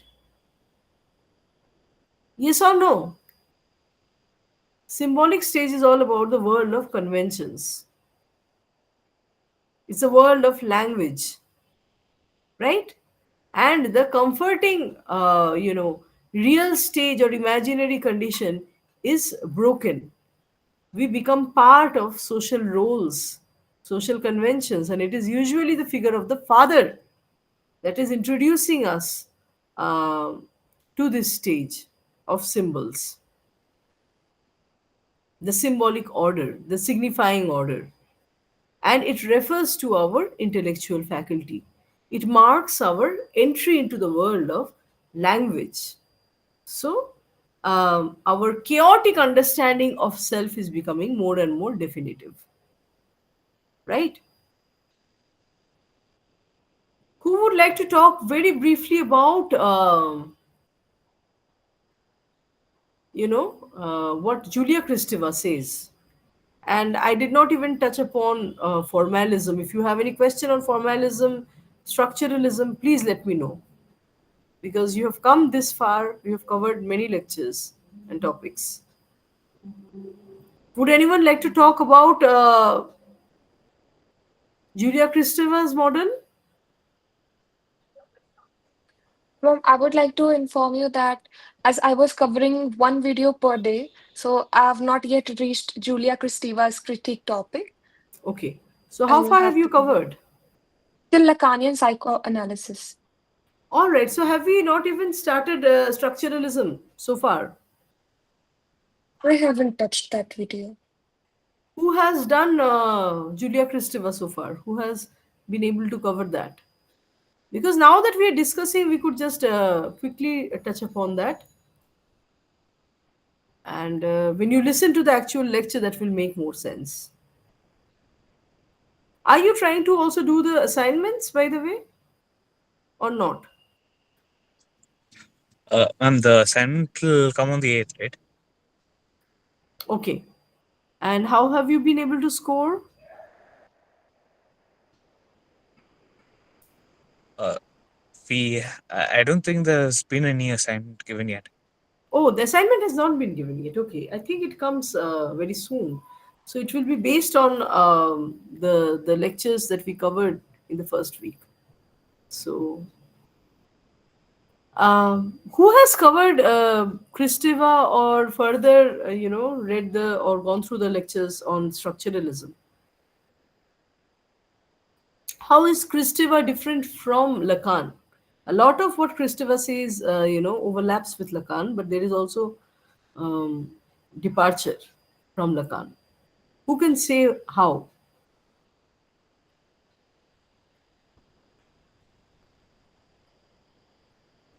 Yes? Anyone?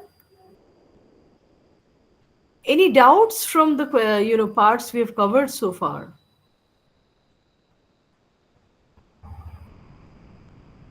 Any questions from what? How far have we covered? Yes, ma'am. I had a question about Jung, ma'am. His original theory on archetypes, that fell under structuralism, right? I didn't understand your question. Can you repeat? Jung's original theory Yes. on archetypes, it fell under structuralism, right?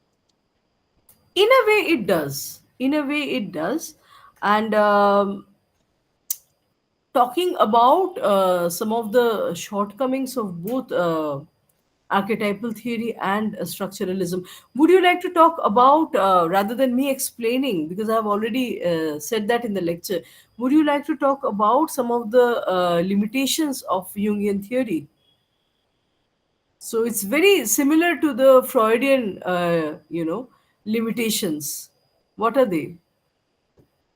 Can you talk about that?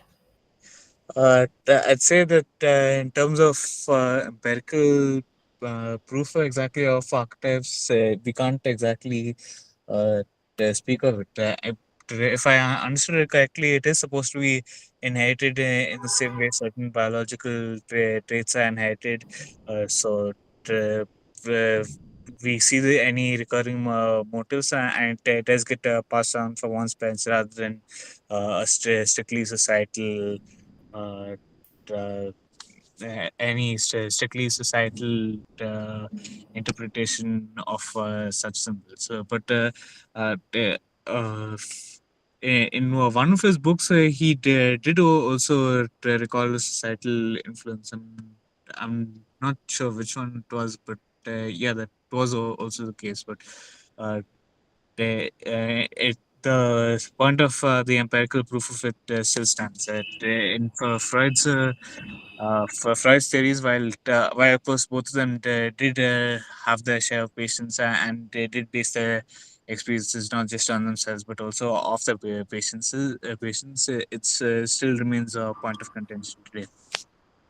Yes, I mean that's a very good start actually, and you're very close. I would say. I think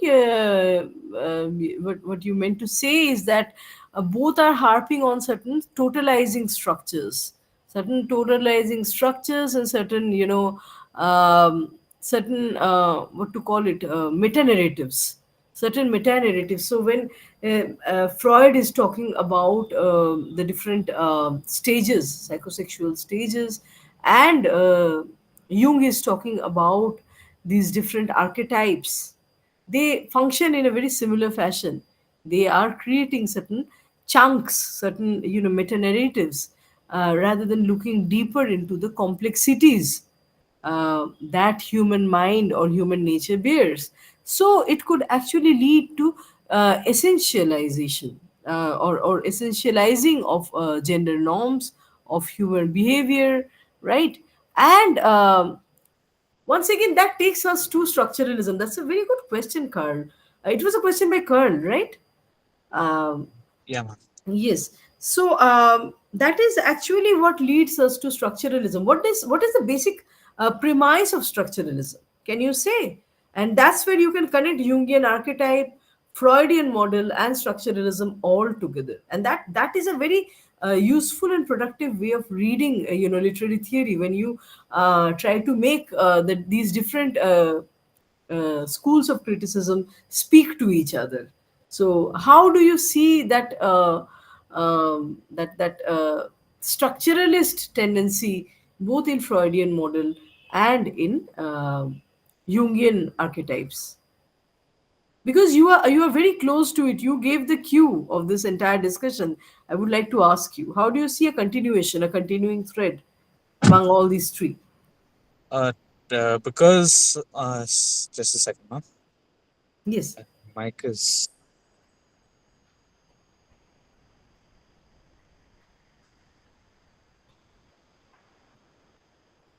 right, ma'am. That's fixed.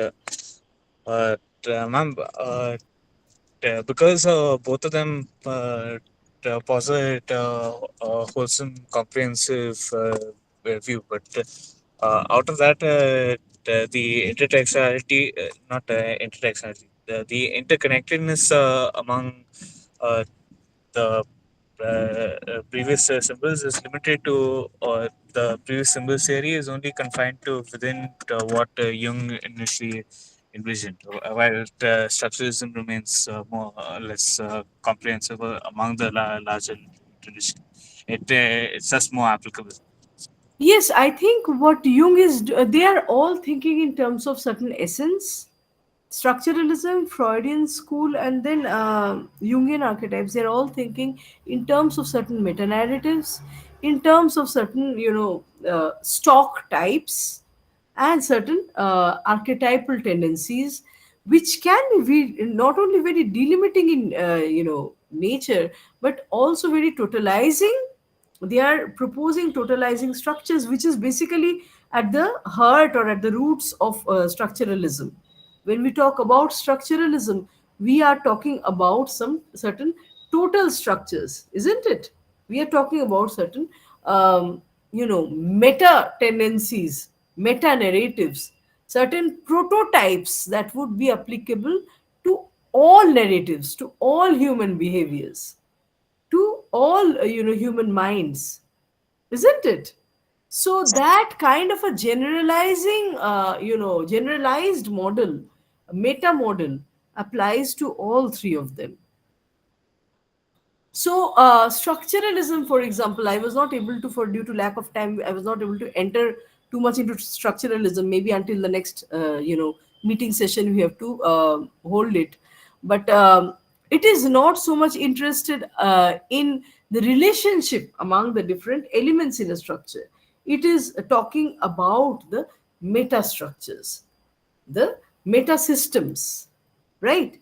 So when we have that, uh, we are we are not dealing with the complexities of these structures, the fact that the structures themselves are inherently contradictory in nature.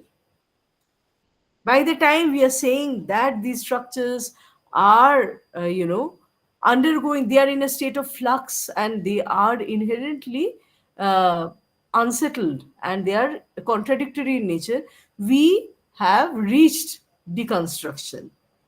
We have reached deconstructionist theory. Until that time, Jungian archetype, structuralism, they are all positing certain, uh, certain chunks, certain norms, certain meta narratives. They are creating certain myths, isn't it? And when one structure meets the other, the basic premise is that these structures are very final, very total, very definitive, unchanging in nature. So the relationship between these two structures will never be equal in nature. Whenever we have a Jungian archetypal model, or a Freudian model, or a structuralist model, we are talking about total systems, total tendencies, and each of these totals have a hierarchical relationship with the other. So when we think of woman as a total final signification, as opposed to man, who is essentially very different from her, then we very easily tend to create two categories: a total man and a total woman, or a total masculine and a total feminine, without any inherent contradictions among them, within themselves, and they share a very constant, permanent, and final hierarchical relationship among themselves, between themselves. Does this make sense, or is it very difficult? I don't know.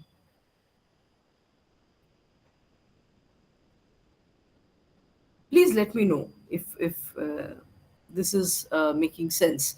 So whenever we have structures, it is very reductionist in nature, and two structures will always have share a very hierarchical relationship among themselves. So whenever we talk about total structures, total uh, classifications, categories, and identities, we tend to overlook or ignore the inner contradictions and further possibilities, and we develop a hierarchical relationship uh, between two structures. Yes, Carl, let me know what you think. Ma'am, I think that it's quite similar to various other organic theories that have been implemented in various related fields, aside from literary criticism as well. We see that we see certain uh, uh, sorry, structured was the right word. rather organic theories proposed under psychology, epistemology, because all of these and even psychology as well, because all of these three fields are connected to the topic. When it's considered, would also fall under the same larger encroaching system. But of course, I'd also have to check on post-structuralism. I trust it'll be covered in the next few lectures. Yeah, I mean, when you read post-structuralism or when you listen to those lectures, you see there is a continuity. All these structures, all these myths, archetypes, and meta narratives are further being revisited, being broken. That is also, when these theories happen, they are happening against the backdrop of certain historical, socio-historical happenings, backgrounds. So when we have the world wars, after that we see modernist values, and further we embrace the postmodernist values. We see that the world is actually falling apart in terms of values. Nothing holds for too long. This structuralist tendency and desire to hold on to a meaning for too long, to have a congruent, closed, telocentric understanding of world doesn't apply anymore. After the world wars, after the different wars and turmoils that humanity has seen and gone through, um, the nuclear weapons and everything that heralds the postmodern society, the industrial revolution, and further nuclear weapons, atomic weapons. Through all these things, through scientific and technological inventions and boom, the human experience becomes altogether very different. We cannot have very specific universal definitions anymore. We are looking for complexity. So that's where I think you will be enjoying the further lectures, where we talk about deconstructionism, we are talking about post-structuralism, postmodernism, and then the later schools of feminism. They are all coeval in nature. They are happening hand in hand, side by side, and they are actually nourishing each other. They are complementing each other, nourishing each other, in terms of their intellectual capacity, in terms of the of what they have to say, right? So I hope that would make sense, and my best wishes for your forthcoming lectures. Any further questions from whatever we have covered so far? Is there anyone who has covered structuralism entirely? Or I think for the first week we also had what else did we have? Formalism and new criticism. Has anyone covered new criticism so far? And we were talking also briefly about magical realism, isn't it? So, anyone covered these topics so far, and any questions from them? What is magical realism before we close? We all talk about magical realism. We all talk about supernatural and surreal and fantastic. Let's have a very brief discussion before we dissolve this meeting. What is magical realism?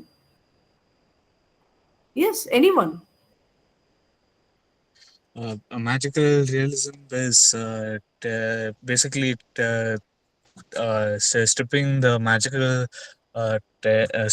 magical type of stories of the fantastical quality. It becomes more uh, it becomes more like everyday life. For example, for once certain systems in magical setting are described in detail, and people and the characters in it no longer portray any a particular set of values, but live and act as everyday beings. That is how it fully gets embodied. That's very close. Someone in the group has written in the meantime. Yes, using fantasy along with reality. Midnight's Children, blending magic with normal things. Yes, of course. And we could have extended discussions. It's a pity that we are almost coming, drawing to a close. and we just have 5 more minutes. But it would suffice to remember that magical realism is basically turning the mundane and the everyday into something that is magical, that is fantastic, that is ghastly, that is uh, like a phantasmal presence, a presence that is mundane and yet extraordinary. It is a way of commenting on the real real that we see on an everyday basis, because it brings with it, the magical realism brings with it the concept of ostraneni, defamiliarization.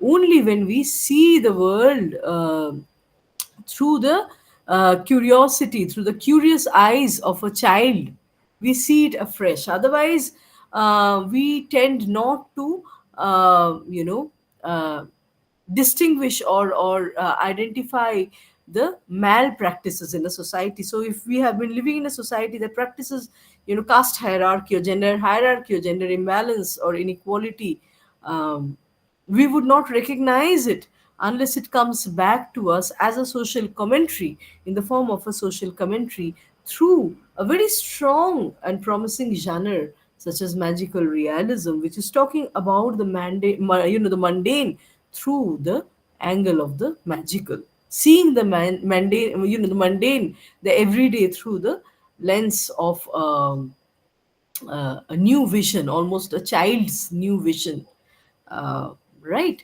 And that's where we see that within magical realism itself, there is um, revisiting of many things that we consider as norm and normal, right? So, magical realism definitely verges on some kind of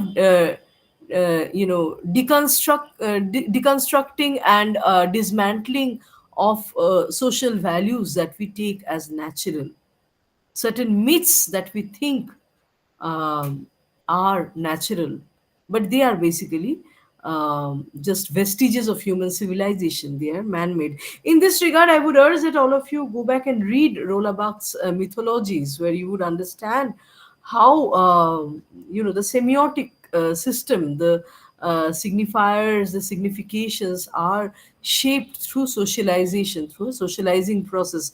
There is nothing innate and natural about them. Any myth, any tradition that a society practices is not timeless. It has been, produced by the same society, by people, right?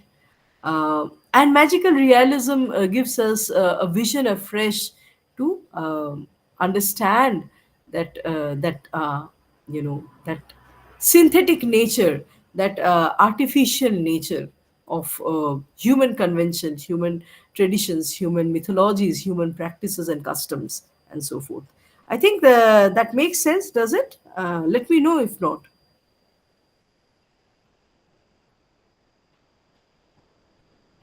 And if we could have maybe, because we're trying to cover all kinds of things, if we could have just the basic idea of new criticism too in these last 2 minutes. What does new criticism say? What does it say about the nature of poetry? Because new criticism has been very interested, especially in this genre of poetry. What does it say? So, while discussing new criticism, I discussed this poem, Ars Poetica by Archibald MacLeish. And the last line, if you note, it is, a poem should not mean but be. I would like for you to take back these lines and think further. A poem should not mean but be. And that is, the essence of poem. I would also like for you to concentrate and think over this term literariness.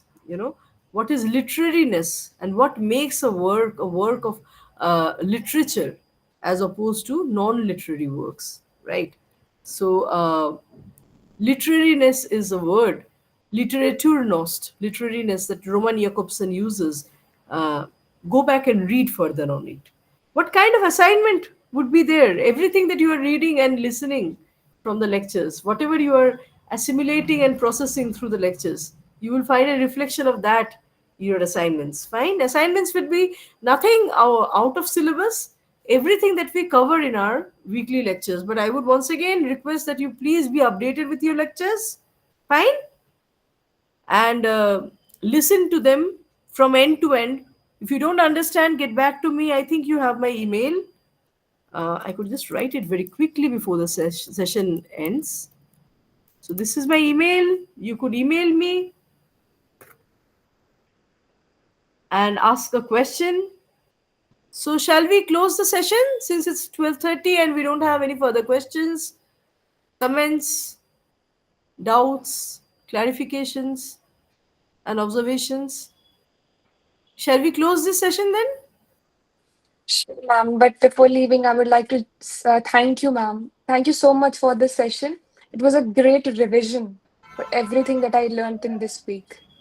That's wonderful. That's wonderful to know, Jannavi. Thank you so much for your kind words. And I would like for you people to attend our next session, which is due next week, I think, same time, 10 a.m. to until 12:30 p.m. We will have another marathon session. Yes, thank you so much, Surabhi. Thank you so much, Janavi. I'm glad. Thank you, Vandana. Thank you all of.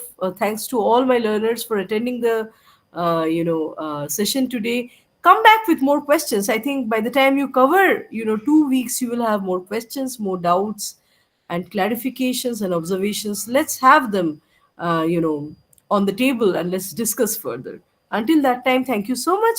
And if you have any question in the meantime pertaining to your assignment or to any particular topic, please feel free to write me, at my email address. I have already shared my email address with you, right? So we can be in touch. Thank you so much. And I'll see you next week, Saturday, 13th of December. Our session will start sharp at 10 a.m. Right? We will meet then. Thank you so much. Bye bye. Bye for today. Thank you, ma'am. All right.